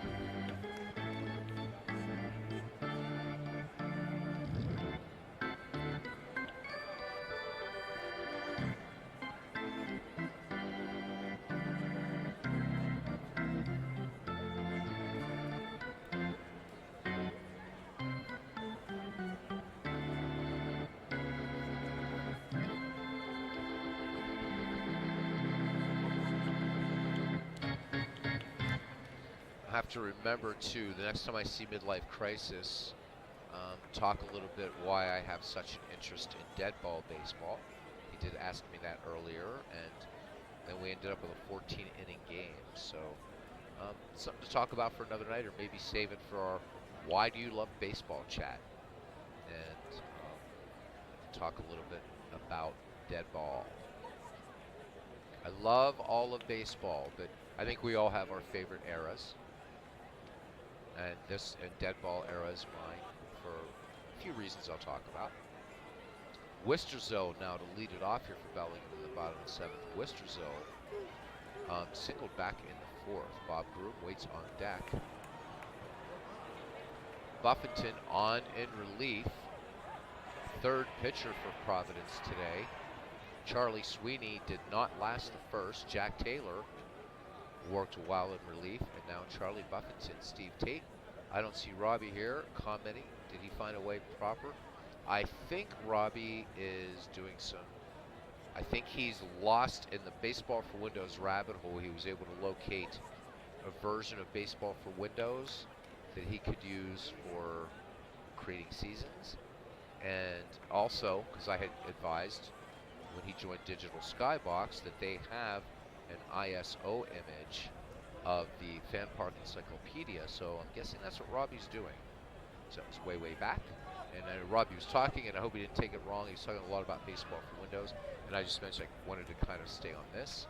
But I am really happy that he's got it. It's something Robbie's wanted to do for years and years. And if I know Robbie Wartburg, he is creating like some crazy things right now. And since he's in Central Time Zone, I'm guessing he's still awake. So, and if he did find a wife, he better invite everybody in this chat. So, have fun with Baseball for Windows, Robbie. Steve. That was funny. All right. Buffington delivers to Wisterzell. First pitch swinging curveball, chopped short, and Wisterzell gets to first. Elberfeld drops the ball, E6. So the error and the tying run comes to the plate in Bob Groom. Wisterzell was caught napping earlier in the game, was picked off first. So Bob Groom, and remind Bellingham that Bellingham can call plays. So infield looking bunt, McGraw in at 3rd, Chase in at 1st. Wisterzell on the season, 17 steals. Buffington into the wind and the 0-2 pitch. And fastball spanked into right for a base hit. Keeler up with it. Wisterzell starts to round second. And he will go to 3rd. The throw, McGraw's tag, and Wisterzell safe on a close call. So Wisterzell making up for getting caught off first, getting all the way around to 3rd on that throw from Willie Keeler. There's no slouch of an arm in right field. So nobody out, runners at the corners, and Ty Cobb. Now we're back at the top of the order. Cobb steps in. He has walked and grounded out twice. Bob Groom, absolutely no threat to steal. Buffington wheels and deals from the stretch, the 1-1. Cobb sends this fastball to center field. Should be deep enough to score run number 5. Hamilton up with it, Wisterzell tagging, and he will come in to score. So Bellingham inching closer. It is now 6-5 here in the bottom of the 7th. Groom at first, and here's Miller Huggins, who's nothing for 2. He walked, grounded out, and popped out. And ground out and pop out both to Vin McPhee at 2nd. Huggins bats lefty. Buffington lets it go. Huggins swings on this one. Chopper up the middle. Buffington will go to short for 1 to Elberfeld, but Huggins beats it out, so they do not turn the double play. Huggins aboard at first. George Sisler's nothing for 2. Miller Huggins has swiped 30 bases this season. Sisler has walked and grounded out twice. Buffington checks the runner, throws over, Huggins back.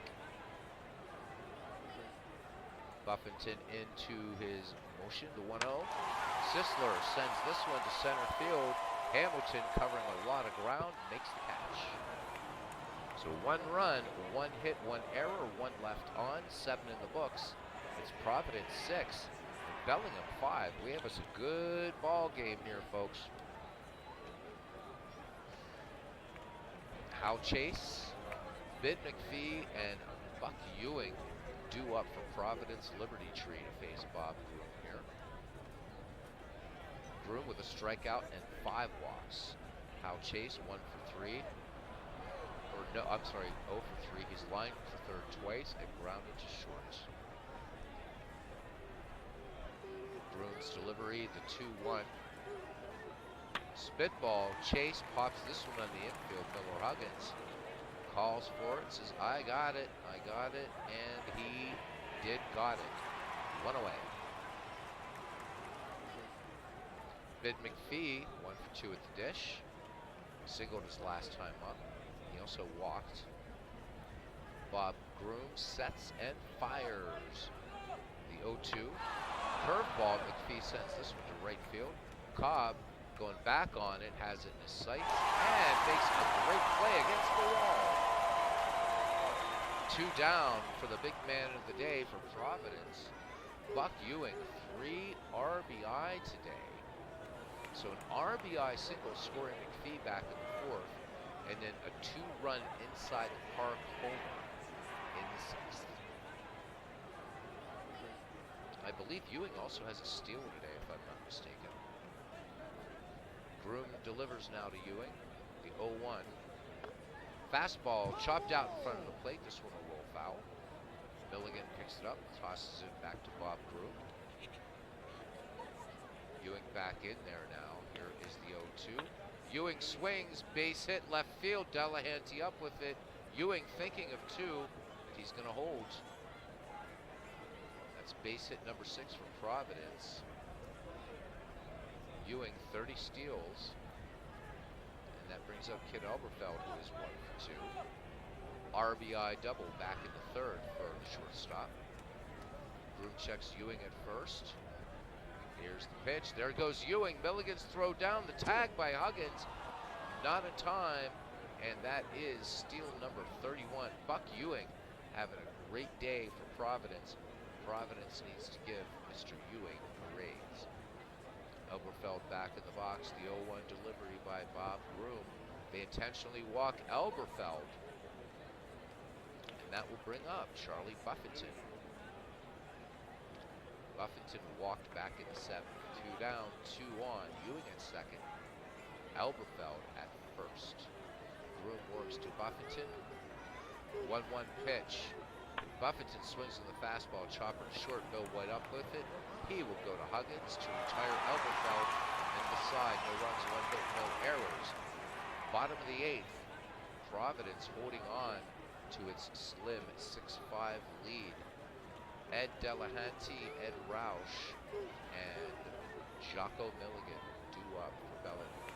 So Ed's official first name is Ed, E-D-D, Ed Roush. I guess his parents they weren't happy with him being an Edward and having 2 D's, but wanting those 2 D's close together. I've never seen. That's the only. I don't think I've ever seen Ed spelled that way, ever. I had a cousin named Ed, and an uncle named Ed, and they only had, right? They were Edwards. I don't know. Anybody else ever hear of an EDD? There's ED, which is not a nice thing, I guess. There's ADD, ADHD, but EDD, it does sound like concussion. Buffington deals now to Delahanty. Spitball up the middle. Bid McPhee ranging to his right. Throws to Hal Chase to retire Delahanty for the first out. Inning. And here is E-double-D Roush, Hall of Fame center fielder, 2 for 3. RBI double scoring Delahanty back in the 4th and double in the 6th. Buffington winds and fires. The 0-2 to Roush. Roush cuts on this one. A little easy chopper in second. McPhee making it look easy for the 4-3 put out of Ed Roush, 2 down. And here is catcher Jocko Milligan standing in the right RBI single scoring Roush in the sixth. Buffington reaches back and comes home with it, the 1-1. And what do we have? A little rain delay. Rain delay, and it says check your pitchers. Are we going to allow Old Hoss Radbourne to pitch? Cousin Ken. Looks like the rain delay went a little while. It was 35 minutes. 55 minutes. Ken Castro putting up the Old Hoss. All right, we got it. Yeah, no tarps here. You would think that of all places in Washington State, you would have a tarp, but Bellingham just too cheap for a tarp. So I don't know this answer. I know tarps have been around a while. I don't know, when did they first appear in baseball? I thought they had them some sort of thing in the 19th century. I know they've been around a while, but I don't know when they become in use. But it was the first use of the tarp in Major League Baseball to at least cover up the infield, right? I don't know. Somebody out there knows. All right, Jocko Milligan up there. Old Hoss Radbourne. What can we say about Old Hoss? Wow, 2.56 earned run average, 24 wins, 18 losses, 389 and 2/3 innings pitched, 82 walks, and 161 strikeouts for Old Hoss Radbourne. You gotta love Old Hoss. Where's his picture? Where is he? Yep, we don't have a picture for Old Hoss. Gotta get one for him. All right. Radbourne deals 2 outs, the 1-2 pitch. Curveball, Milligan slaps this one to McPhee at second. Textbook 4-3 putout to retire the side here in the 8th. We go to the 9th. 6-5, Providence leading Bellingham. We're back at the top of the order for Providence. Liberty Tree, Billy Hamilton, Willie Keeler, and Joe Kelly. We should alert D. Scott Howard that starting pitcher Bob Groom, or relief pitcher Bob Groom, no, starting pitcher Bob Groom is tired. So I will assume you want to go for a relief pitcher, maybe. I'll bring up your relievers, tell you who you have. For lefties, you have Eddie Plank and Dutch Leonard. Right-handers, you have Sam Lever, Carl Mays, and Jim Hughes. D. Scott Howard says the field is tilted 10 degrees, hence they don't need a tarp.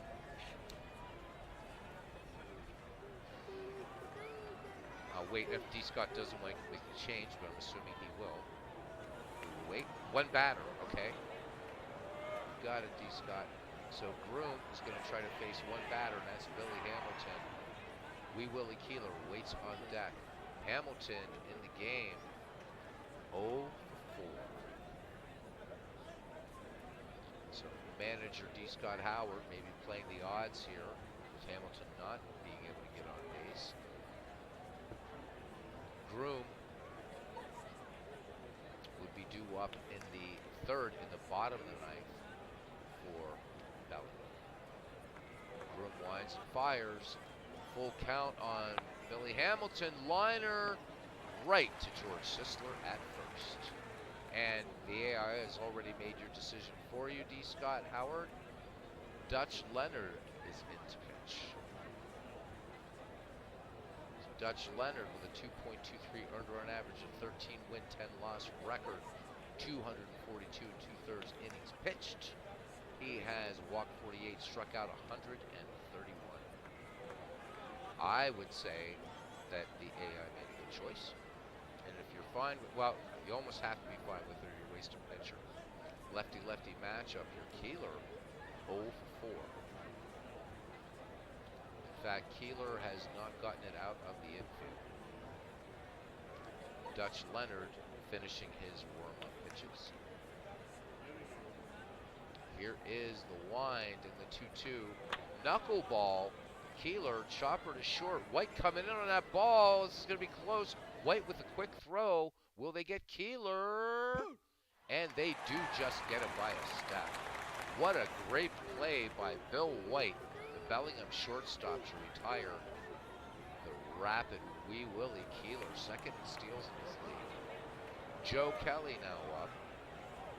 Kelly, 0-for-3 in the contest. He was intentionally walked back in the 7th for John McGraw. Dutch Leonard deals the 1-2 knuckleball, and Kelly just couldn't get the floater. Dutch Leonard picks up strikeout number 1, side retired, bottom of the 9th. It's Providence 6, Bellingham 5. Bellingham will send up a whoa. We have 3 gloves going up by D. Scott Howard.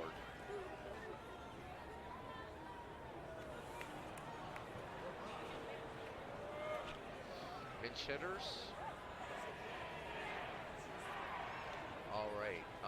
You have left-handers. You have Casey Stengel and Dutch Swilling. Right-handers. You have Doc Bouchon and Harry Stovey. And yes, Steve's right. If this was in 2023, you could look at the you could do the percentage. I'll try to fix that tomorrow so we can finish out the season. So we'll be doing our September call-ups for girls.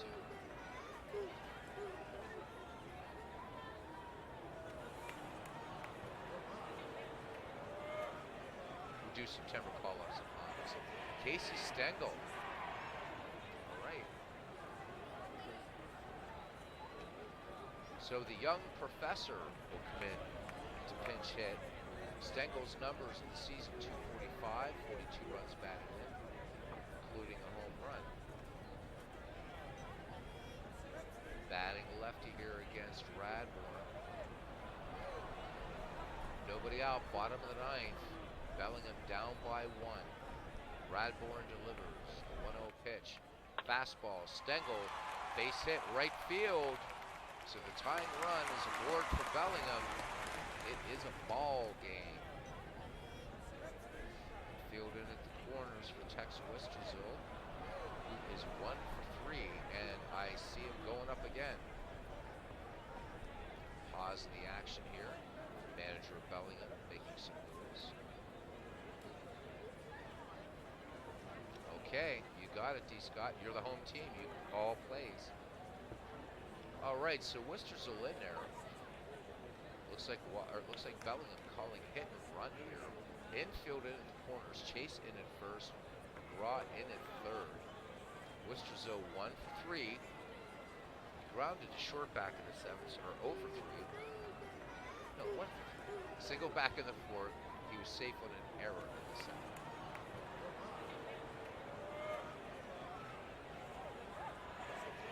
Radbourne deals. Here is the pitch. There goes Stengel. Base hit up the middle with a hit and run on. Hamilton up with it. Stengel will make third easily on the play. Runners at the corners, and we are going to go to pitch mode. It's been a long day of baseball. We are in inning 23. Me calling, and then we're going to go ahead and roll today.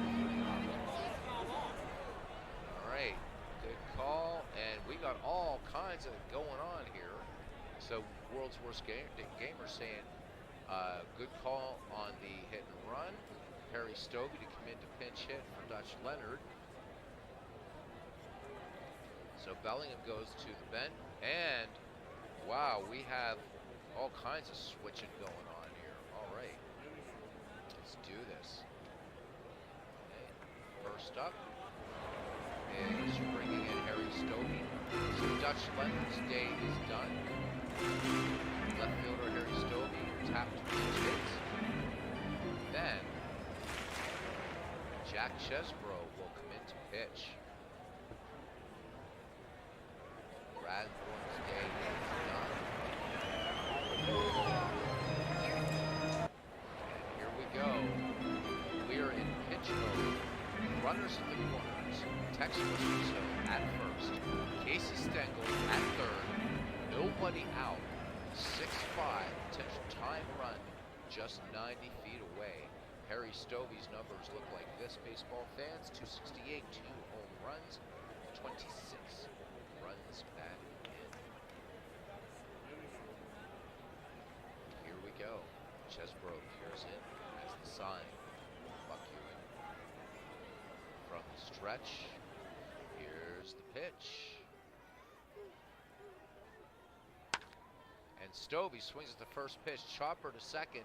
McPhee to chase to retire Stovey.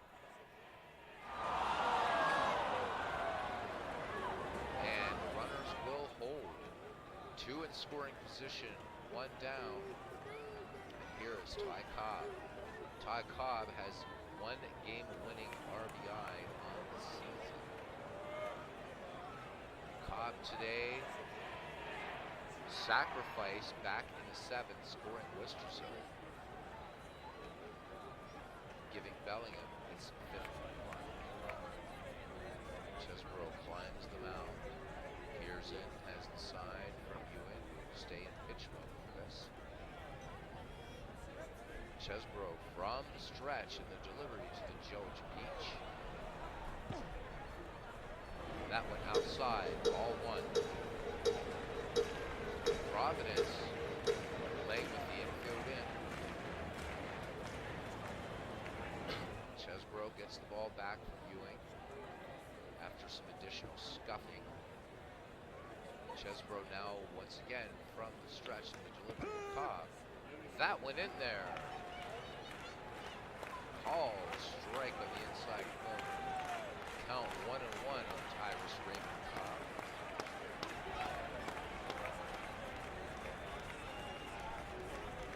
Chesbro ready to deal. Here's the wind in the 1-1 to Cobb. Cobb lays off this one high and outside. The count goes to 2-1.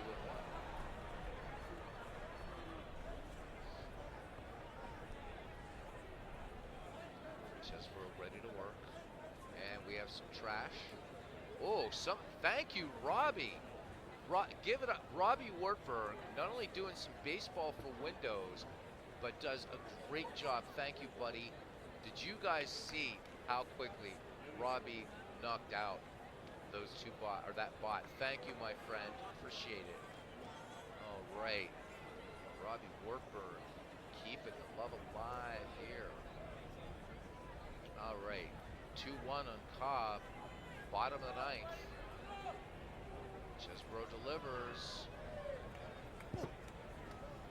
This one high, count 3-1 on Ty Cobb.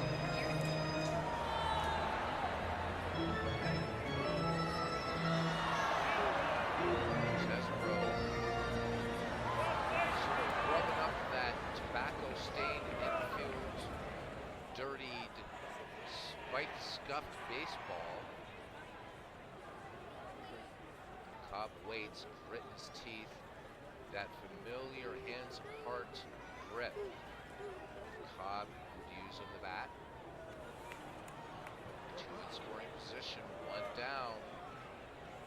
Chesbro toes the rubber, fires it into Cobb. Cobb base hit into left field, and Stengel will score as Hamilton is up with the ball. Worcestershire will come around to score, and Bellingham pulls this one out, defeating Providence 7-6. What a ball game. Damn. Robbie Wartburg says he's still here, has been actually educating himself through help files before he create anything. That way I don't have to ask you. You can ask me stuff, Robbie. It's just I wanted to try to get through this games, and we did 23 innings. So no worries, man. In fact, somebody else, I'm going to try to set my webcam somehow on that little laptop and see if I can show you guys my workflow for making Seasons in Baseball for Windows. Anyhow, so congratulations from Ken Castro to D. Scott Howard. So yeah, those help files are really good, Robbie. So now we can talk baseball for Windows after we do our recap. So thank you for being patient, bud, because I can go off on baseball for Windows for days. So we had a rain delay in this one, guys. 55 minutes in the 8th inning And I'm so glad so many of you hung around. Thank you so very, very, very much. We did a doubleheader tonight. Um, so Bellingham, what a great win, 7-6. This was an excellent baseball game. The line of Bellingham, who improves to 62 and 61, so a game above 500 now, which doesn't make us very happy in Liverpool. So keeping pace. 7, 10, and 1. Providence falling to 63 and 60. They are 6, 6, and 2. Let me see here. Um, for Providence, Buck Ewing, what a great day he had. 3 for 3 for a home run, 3 runs batted in. And again, I believe Buck stole a couple bases in this game. Kid Elberfeld with 1 for 2 with a double and 2 walks. Bellingham, Tex Wisterzil 2 for 4 and also scored the winning run. Ed Delahanty 2 for 4 with a steal. And Ed Roush 2 for 4 with 2 doubles. Let's look at our pitching. This was an excellent baseball game and well managed by D. Scott Howard and Ken Castro. These guys making a lot of moves throughout this game, and that is how it is done. So let's look at Providence first, since their pitching is maybe almost as epic as War and Peace. 5 pitchers saw action today for Providence. Charlie Sweeney went 2/3 of an inning. He was the starter. 1 hit, 1 run. It was earned. Walked 2, struck out nobody. So manager Ken Castro not wasting any time. Charlie Sweeney having some issues all season. Jack Taylor came in, did yeoman duty for 5 innings, 5 hits, 3 runs, all earned, walked 1, struck out 1. Charlie Buffington came in, worked 2 innings, and 1 run scored. It was not earned on Charlie. Old Hoss Rasborn came in on relief, worked a third of an inning, gets the loss. He goes to 24 and 19. 2 runs, both earned, surrendered by him. Jack Chesbro with the blown save, his first. 1/3 of an inning. And that does it for Providence's pitching. For Bellingham, Bob Groom went 8 innings, 6 hits, 6 runs, 4 earned, gave up a home run. That was the Buck Ewing 2-run inside the park home run. He walked 6 and struck out 1. So not really any sharp pitching today, either side.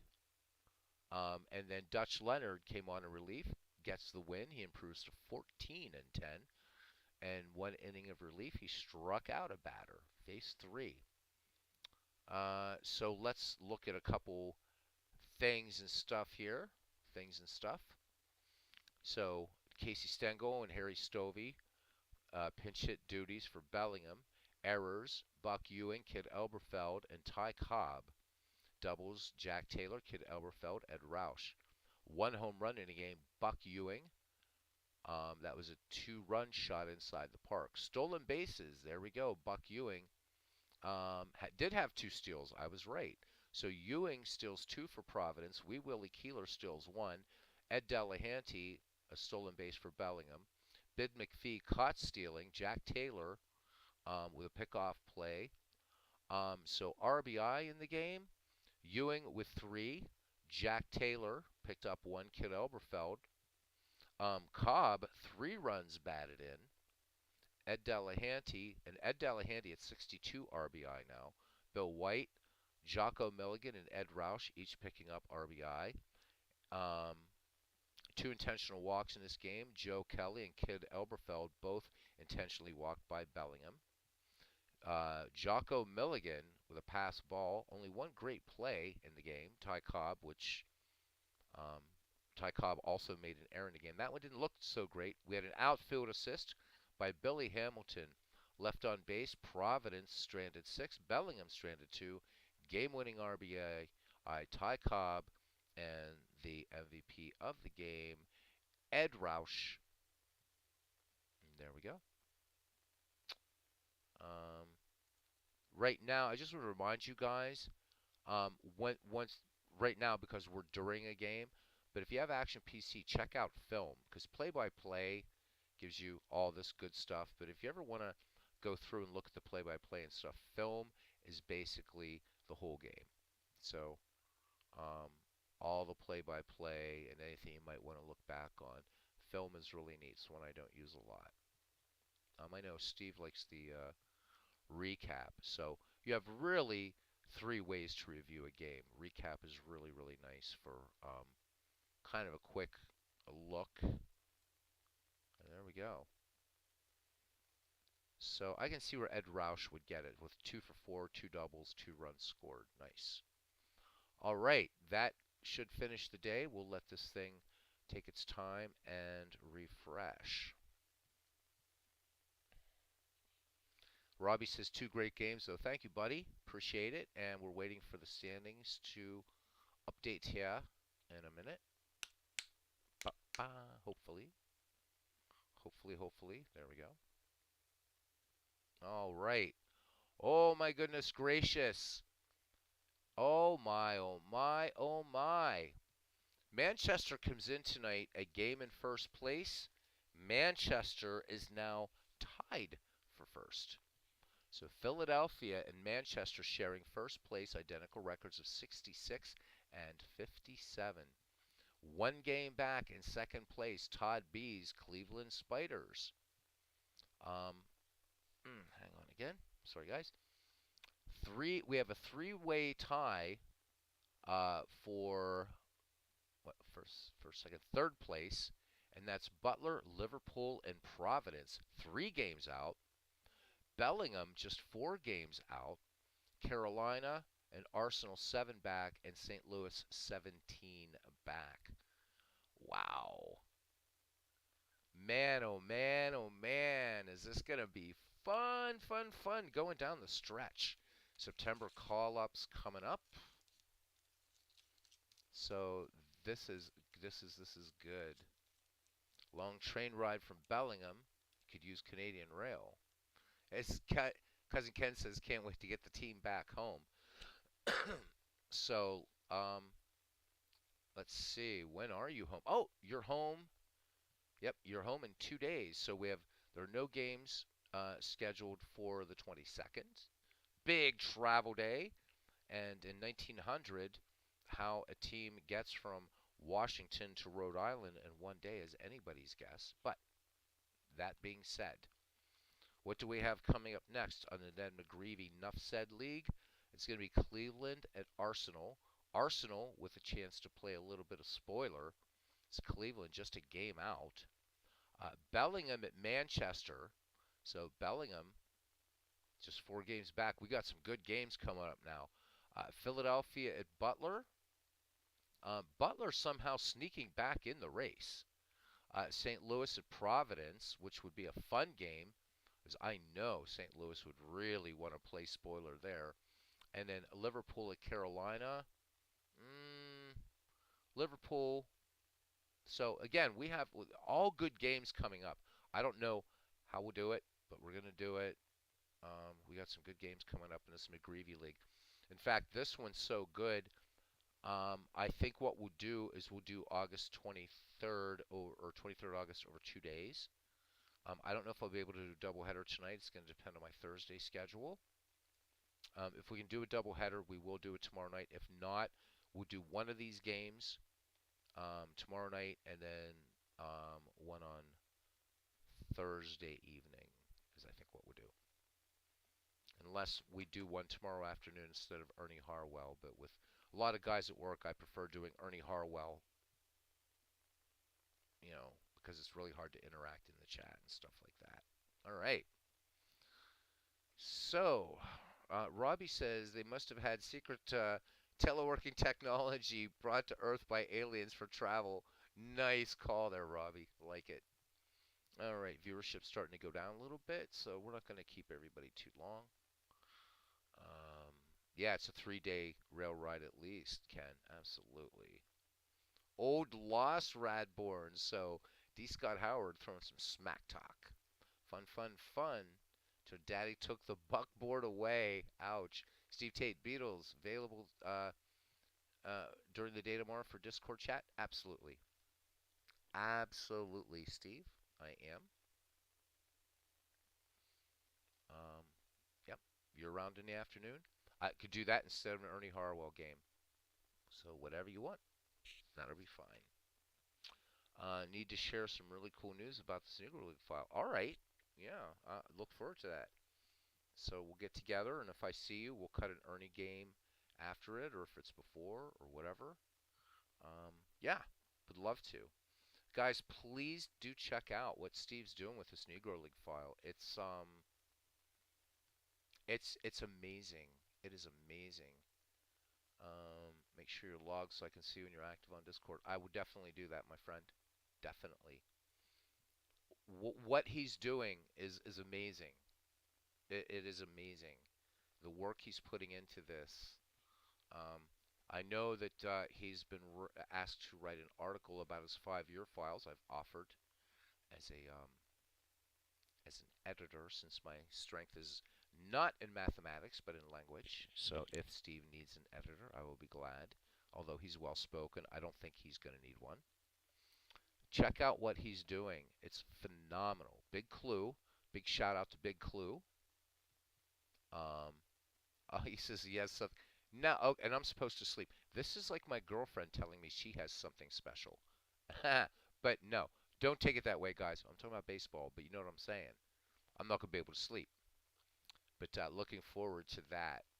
What Steve's doing, thanks to Big Clue, also, huge shout out to him, right?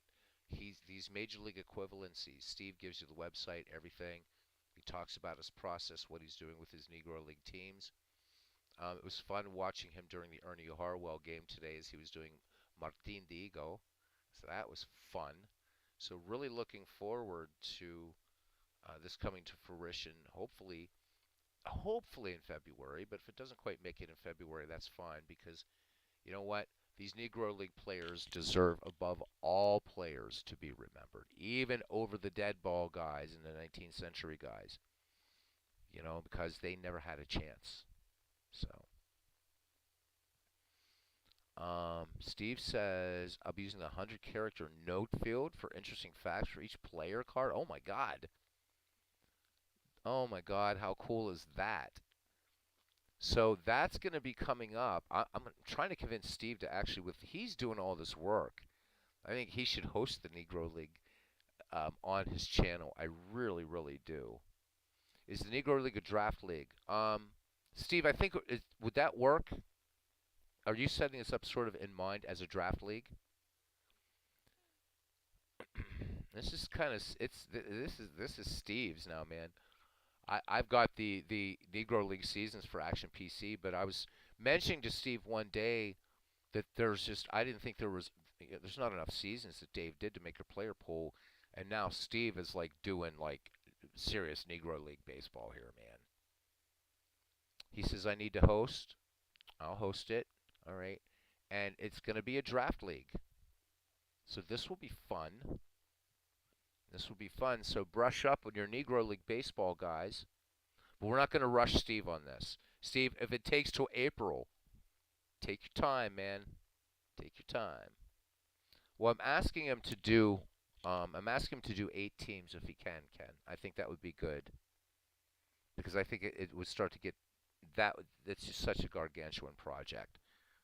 I mean, I think 8 teams, and this is huge considering all the sources and all the things that he's doing, not only to find stats, to fill in stats, using major league equivalencies, which he goes into some detail on a live stream that he did. It was about 5:30 or so this afternoon, 5:45.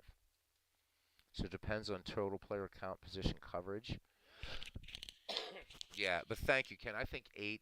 I thought 8 would be nice.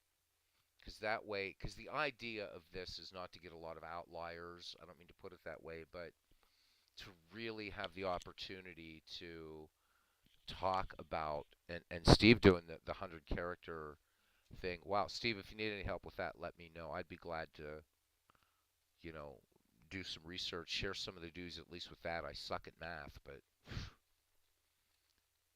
Only the ball was white. I mentioned that one today, D. Scott. Thank you for bringing it up again.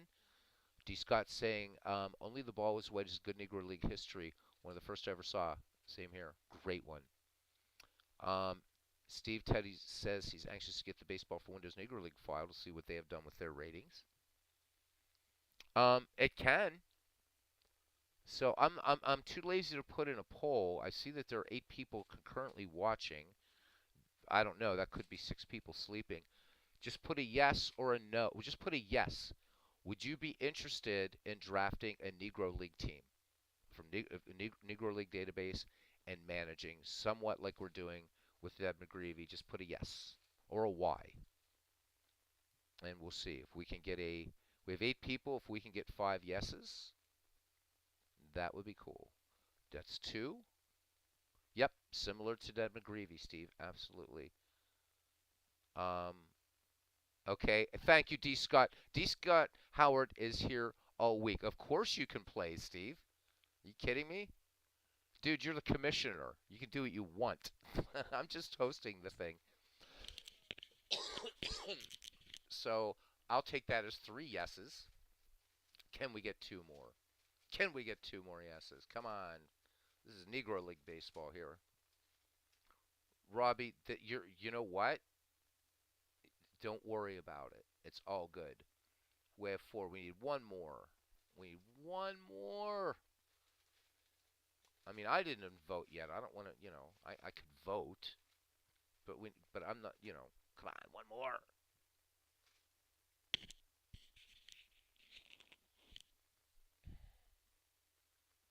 Keep an accurate count. I definitely will. All right, you know what? We're gonna make this. Yeah, Robbie. You know what? Steve's probably. Yeah, I think Clinton Parks will be in too. I'm voting yes. Damn it, I don't give a shit. I'm voting yes. So Clinton's down for it. All right. Well, then it's gonna happen. We'll kind of change the rules a little bit though, because I would like to be able to manage my own damn team. So, but we'll figure that one out. Liverpool's doing pretty good without me, but they did better with me than the last time. All right. So, I have to finish that historic 16 tournament. It's like I loved doing that tournament until this thing started, and that one's like the ginger-headed stepchild, or the foxy-headed stepchild, which is the other word for it. That has to get done, and then that's out of the way. So, Ned McGreevy winding down. Negro League 60s baseball is going to be coming up before the Negro League thing, and we need to find maybe start thinking if you guys would like put in Discord. I see Manager of the Year on the screen, Todd B. Ken Castro. No, no, no, man. Steve Chase says I won't create a player if he's a major leaguer. So we're not going to see Larry Doby, Campanella, Monty Irvin. I agree. Let's not because and let's get thoughts from everybody. My opinion, Steve, since I got to read it first, maybe, is that we know about Jackie, we know about Larry Doby, we know about Campanella, we know about Hank Aaron, who Hank Aaron played in the Negro Leagues. So, but you with these other guys, this will give a chance for us to talk about the other great stars: Oscar Charleston, Cool Papa Bell, Judy Johnson, Pop Lloyd, Turkey Stearns, Buck Leonard. Um, yeah, redheaded all stars, Rusty Stop. Guys, would you guys think? Well, I think Page. Well, no, Page would have to be in because Page's rookie season was 1948. So yeah, we gotta have no, we gotta have Satch.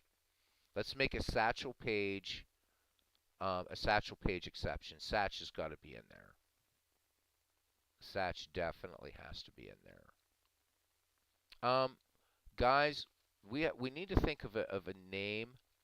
What I would like to name the Negro League thing is I think we should name it for Buck O'Neill. Reason being, right? Ken Burns' baseball documentary comes out in 1994, that big strike year, and Buck O'Neill was baseball's most eloquent ambassador at the time, and I mean, just stole the show. He to me in that great baseball documentary, Buck O'Neill was amazing. In the Hall of Fame, not electing him while he was still alive. He's in now, but would you guys be all right with Buck O'Neill as for the name of our league, just like we named this with Ned McGreevy? Would you guys be all right with that?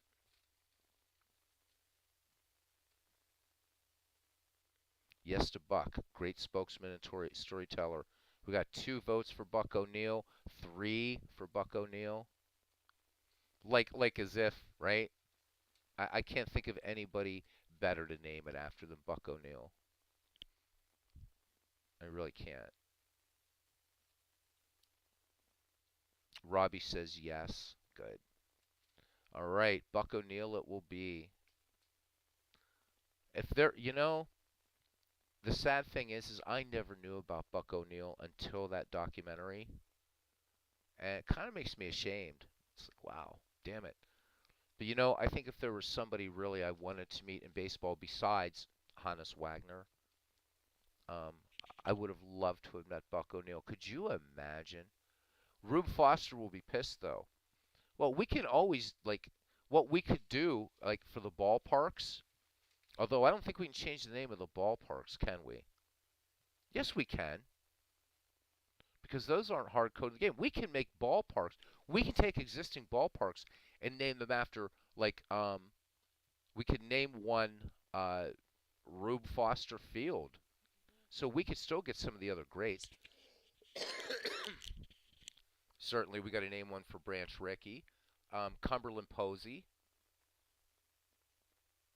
So, well, no, I get it. Well, I just think that it's again. I mean, I'm like this little channel, but it's just a way to pay homage to these great players, and I think Buck O'Neill. They look on YouTube. They talk about Buck O'Neill and the prejudice, and they said a reporter asked him why aren't you would be angry, and the way Buck O'Neill said I was blessed. I mean, imagine when Buck O'Neill was playing and then managing the Kansas City Monarchs. African Americans were still being lynched in the South in this country, and in the North there was no equality. We had right. You had Plessy versus Ferguson, and it took 99 years after the end of the American Civil War for you know the Civil Rights Act of 1964, and Buck O'Neill to be able to say he was blessed that he harbored no hatred, but he was brokenhearted. The Baseball Hall of Fame did not elect him. They gave him a statue and had him speak, but they didn't elect him. And shame on Major League Baseball for that. I don't know who. I don't remember who was commissioner then. I think Selig was still commissioner. That was crap, man. But anyhow, yep, we can change the name of ballparks with impacting factors. Nice. Fun thing would be to first draft the ballpark we want for teams. Good thinking. All right. Steve, do take your. I mean, what you're doing is such a gift to everybody. A huge gift. As MV and I have wanted to do Negro League Baseball, and here you, with your hard work and Big Clue with that huge file and everything, you guys are the cavalry, man. Thank you. Cavalry. I said Calvary. You guys are the cavalry. Jeez. So we can change the ballparks, fun thing, and then prior to drafting, you can use what you see how they were fair in the park. That's nice. And this will be an Action PC 2023, gents, not 2021. This sweet game will get retired at the end of the Ned McGreevy League, unless I can get all the ballpark assignments right and layouts and everything. Then this might be the last time I use 2021. Yeah, definitely 2023. So good things coming up on the channel. What an amazing community you guys are to do this, to want to, after going through all my screw ups on this Ned McGreevy league the first time through, and um, Steve, coming in and saving our arse and getting things right, and all of you putting up with me, sometimes missing some calls for the games, and trying to juggle up all these lineups and learning as we go that, well, thought that one lineup versus lefty, one versus righty would be enough for this, and we learned that we need 10 lineups. And I've made a lot of mistakes, but I hope I've learned some of them. But I can't guarantee that the Buck O'Neill League is going to be perfect. But I'm going to damn sure try. Cousin Ken says, sent you a picture, cousin, of the Negro League Museum. I said, oh man, I, that I want to see. So I want to go there so badly. I want to see the Negro League Hall of Fame. And with new corresponding Negro League era data on a custom era file too. Damn. Each would be better than the last. So, there we go, changing it up. The kind of fun thing about Negro League Baseball is there's some dead ball players in there, like Pop Lloyd. So, but it's going to be fun because we're going to see, the teens, the 20s, the 30s. I'm guessing Steve's probably grabbing some guys from the 40s. I don't know. But man, we're going to see Bullet Rogan. Holy moly, man. We're going to see some absolutely brilliant players. Uh, Steve mentioned earlier Cristobal Torriente, one of the greats, man. In fact, read the link that Steve talks about. He put a link in chat like earlier today and I think last night, and also there's a great article in on MLB, and so I think it was Anthony Castrovince did it. Say it in Italian, Castrovince did it, and you'd be surprised factoring in using those major league equivalencies, things like that. Um, Christy Mathewson ends up not being one of the top 10 pitchers in baseball. But I don't want to spoil anything, not taking anything away from Mathewson. Read the article. It's actually not long enough. It's really good. Yep, MLB. Steve is saying it. Okay, I'd be glad to, Steve. I like to help a little bit. I just want to be this jamoke that does my little announcing. I have another idea too, and but I don't want people to think I'm trying to just build my channel. I'm not. I'm not even. I mean, I'm close to 300 subscribers, but I'm not monetized. But I was wondering if we could, since the community talks about community, what if we got a couple other people to come in and guest call some games or something like that, or maybe doing a game or two on their channel and let them announce it. I'd love to get our Red Sox fan involved in this. I'd approach Jester, but I know his interest in older baseball is not there, and that's no slam on him. But I wouldn't mind getting a couple guys, other people involved, calling these games, getting it out there, and if they want to do it on their channel, that would be a lot of fun if we could coordinate that. I'd love it because I'd like to get some better broadcasters on this. I really would. I wish we could get Christopher Slovic to call a few games, but I don't know how that would even work. 14 hours time difference, and maybe get MV because this is something that he wanted to do also. Thanks to the dudes that did the real hard math and paved the way. Well, yeah, thanks to them, but this isn't like something you're going to be able to knock off in a couple days, buddy. Steve says, love sharing the channel load as well. Great idea to include others in the community. Wonder if there's an appetite for a Negro League file like this. I would say there is. Certainly in the Action PC community, people are going to go crazy. See you tomorrow, cousin. Get some rest. We're going to cut it down soon here. I'm just all kind of fired up. And this might be my last late night for a little while, so just taking advantage of this time. Cousin D Scott saying goodnight to Cousin Ken. I do have a Negro League file for baseball for Windows. It's not the one from APA though. I'm curious too. I haven't messed with it. I was thinking about doing an exhibition with it sometime, but if Dave did what I'm doing, he could make a buck. Yeah, he could. But Dave doesn't finish projects, man, which is too bad. Which is too bad. Um, he has two All-Star games out there, and I know you and I, Steve, if we wanted to, we own practically everything, and right, we could recreate All-Star games. But it's like Dave has the database. Just do it. Get it done, man. Do the rest of the Negro League seasons. He still didn't do the franchise best 2010s.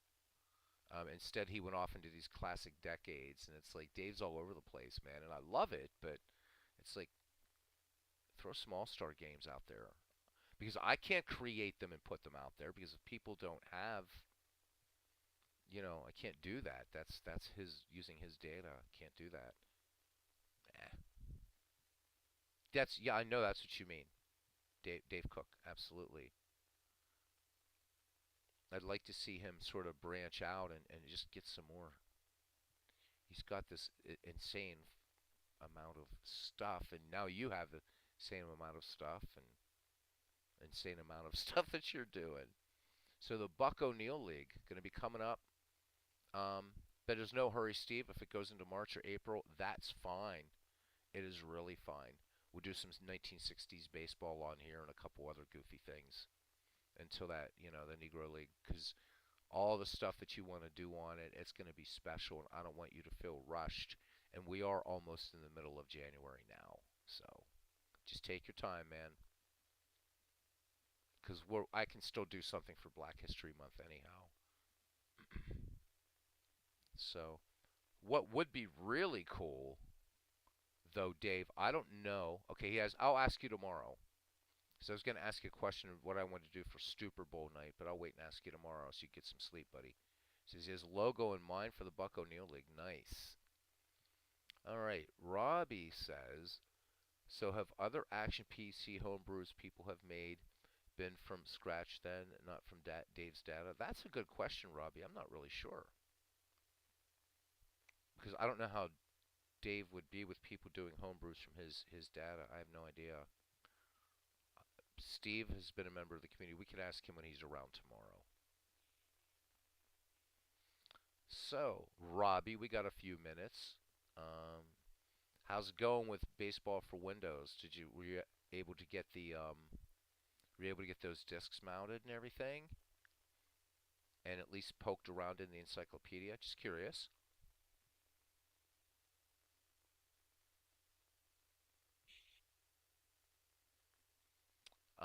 And Steve, just answering us before he heads off to bed, says most all from scratch, other than copying his stuff, what he's seen. Yep.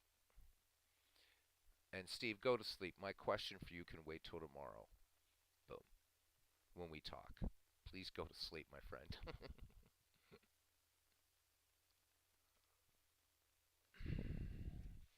D. Scott says, I picture Steve at his desk with a green visor poring over the books. Right? Exactly.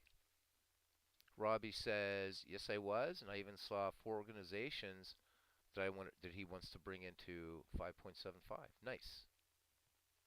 So what did you think? Have you looked at the encyclopedia yet, Robbie? Like actually gone inside and played with it yet?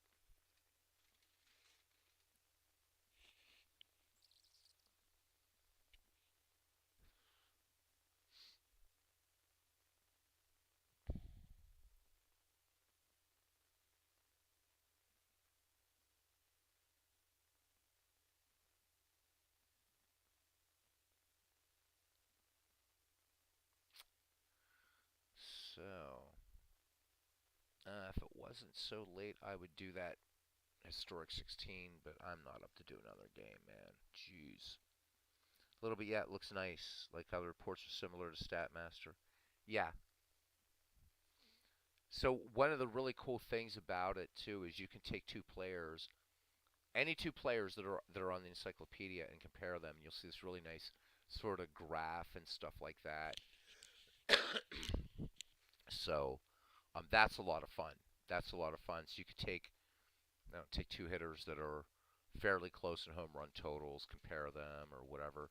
There's really a lot you can do with the encyclopedia, and it gives you um, nice little write-ups about seasons and stuff like that for a lot of the players. Also, since you're using 4.0 on your virtual machine, you should also find a file in there where Ernie Harwell talks about some of the great broadcasters in baseball. He talks about Rosie Rosewell. Um, talks about a lot of them. I don't know if that came in that ISO image because that was in the original Baseball for Windows 3.5 and 4.0, 5.0 and 5.5. And you get to hear Ernie talking about the great broadcasters. So you ought to look that up. It's really, really cool.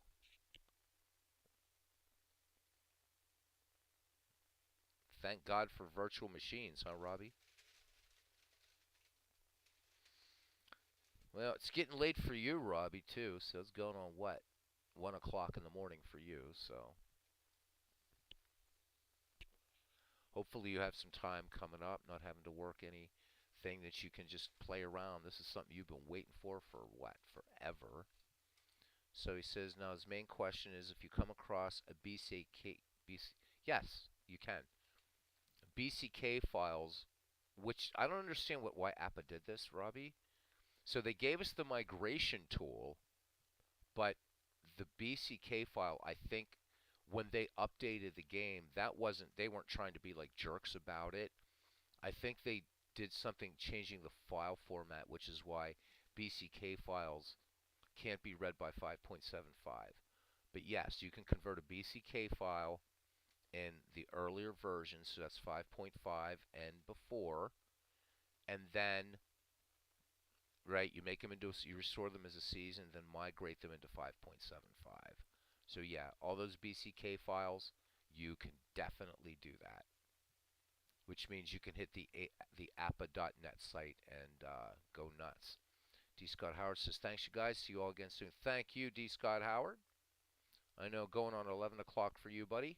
So thank you for coming in. And you managed a hell of a game. You and Ken. You guys really put the crown on it today.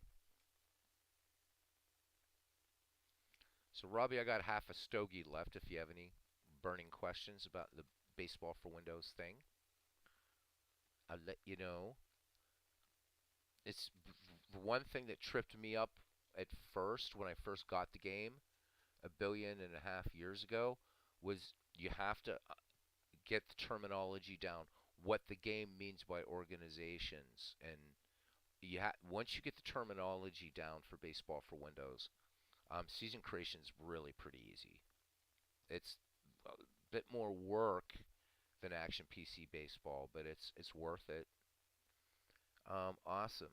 There's neat ones on AppleZip I want to grab. One being a birthdays one. Yeah, there's some good stuff. And if Ken was still here, he would tell you. If I mentioned some of the names, Ken would know most of these guys. Being a big Apple player, D. Scott Howard says, time for your evening ending bowl. How we celebrate here in the Wild West. Enjoy it, D. Scott, and we'll see you next time. And I'm about to shut it down here anyhow, and found a channel on YouTube that highlights a lot of dead ball players. I'm gonna maybe binge watch a little bit of that, as if I haven't had enough baseball today with 4 games. But it is what it is. Well, Robbie, I am glad that you're all hooked up now with Baseball for Windows all the way around. That's good. Blue Lava tonight, says D. Scott Howard. Nice. Nice, nice, nice. Sounds good to me, man. Robbie, yeah, I actually do understand organizations having created that draft league in 5.75. Good, good, good, good. Because it can be a little weird, like when to install a data disk and all that kind of stuff, and you really don't have to do that though. Just make sure you got a zip drive. Make sure that you don't have to copy the entire CD, your virtual CD, onto that your I'm calling them zip drive, not zip drives. You know what I mean? USB stick, but it has to have the baseball for Windows directory on there, and it's going to look from there a C colon backslash BBW. So you have to copy at least some of the files onto that USB stick, or the season creation won't work. So that's really important. Um, in fact, I think the help file in the migration tool actually tells you what you need to do. But I know I didn't copy the entire DVD. There was just a couple things I copied in there, and it worked. So just look at the help file. I think it's on the migration tool. And then create your season in the virtual machine. Then what you have to do is you have to eject the USB stick out of the virtual machine, and then you've got to go over into your operating system. So you've got to make the virtual machine, make sure that USB stick, right? So what I usually do is I shut down the virtual machine after I'd make some seasons. So that way, then when you're going back into your Windows 10 or whatever it is you're running, then you're just putting it, then the migration tool will see it as opposed to your virtual machine. Yes, you do, because that's when you have to save. All right, so quick and dirty, right? You have to have that BBW directory on the USB stick. You have to. So you can't do like up to a cloud or anything. You got to do it to USB stick. You can do it to a cloud, but you use the USB stick, because virtual machine's not going to see the cloud anyhow. You don't want to do things like surf the internet on a virtual machine, because it's just a pain in the arse. You can't get hacked or anything, but it's a pain in the arse. But so you have that on there. All you want to do in Baseball for Windows 4.0 is just use, right, the encyclopedia import, right? So you're pulling that into Baseball for Windows. Don't do the renaming or anything in 4.0. Then what you do is save the league into that BBW directory on the USB stick, right? Then eject it from your virtual machine. You know, some virtual machines just let you pull it out. I like to actually eject it. All right. So I would say what I used to do is, like, I did like 10 seasons at a time. And I did everything thus far from 1900 to 1997, a bunch of specialized leagues like you've been seeing, and I did 2 from the 19th century so far. Um, then fire up baseball, or fire up the migration tool, and then you plug in that USB stick first. Fire up the migration tool, then you will see a list of managers or teams or whatever, and just select them, hit migrate, and it will put everything in the proper directory in 5.75. And remember, you can go down to the player level if you want. You're not just at teams. You can bring in entire years. You can bring in just a league. You can bring in a few teams. You can just bring in players. You can do what you want. It's really, really, really powerful. Yeah, it's going to be fun. And when you get good at it, Robbie, um, I'll send you a little message. One way I want to thank Steve Tate for all the work that he's done, but I'll send you a message about that at some point, and we'll just leave it at that, since he's picking up Baseball for Windows. Maybe you and I together can do something nice for Steve as a way to say thank you.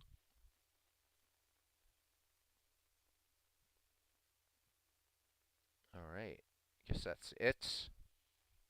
That is it. Robbie, thank you for taking out that trash tonight, too. I appreciate it.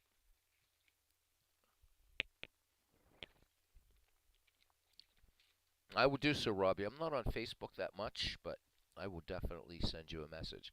Clinton's giving me hell because I'm behind on his game things in Messenger, so I got to look at those. All right. I guess that's it, guys. It is 2:06 a.m.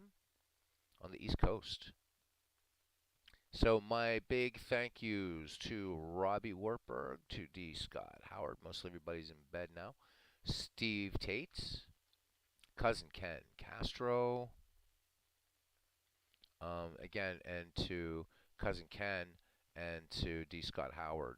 Awesome managing tonight. That was epic, epic, epic.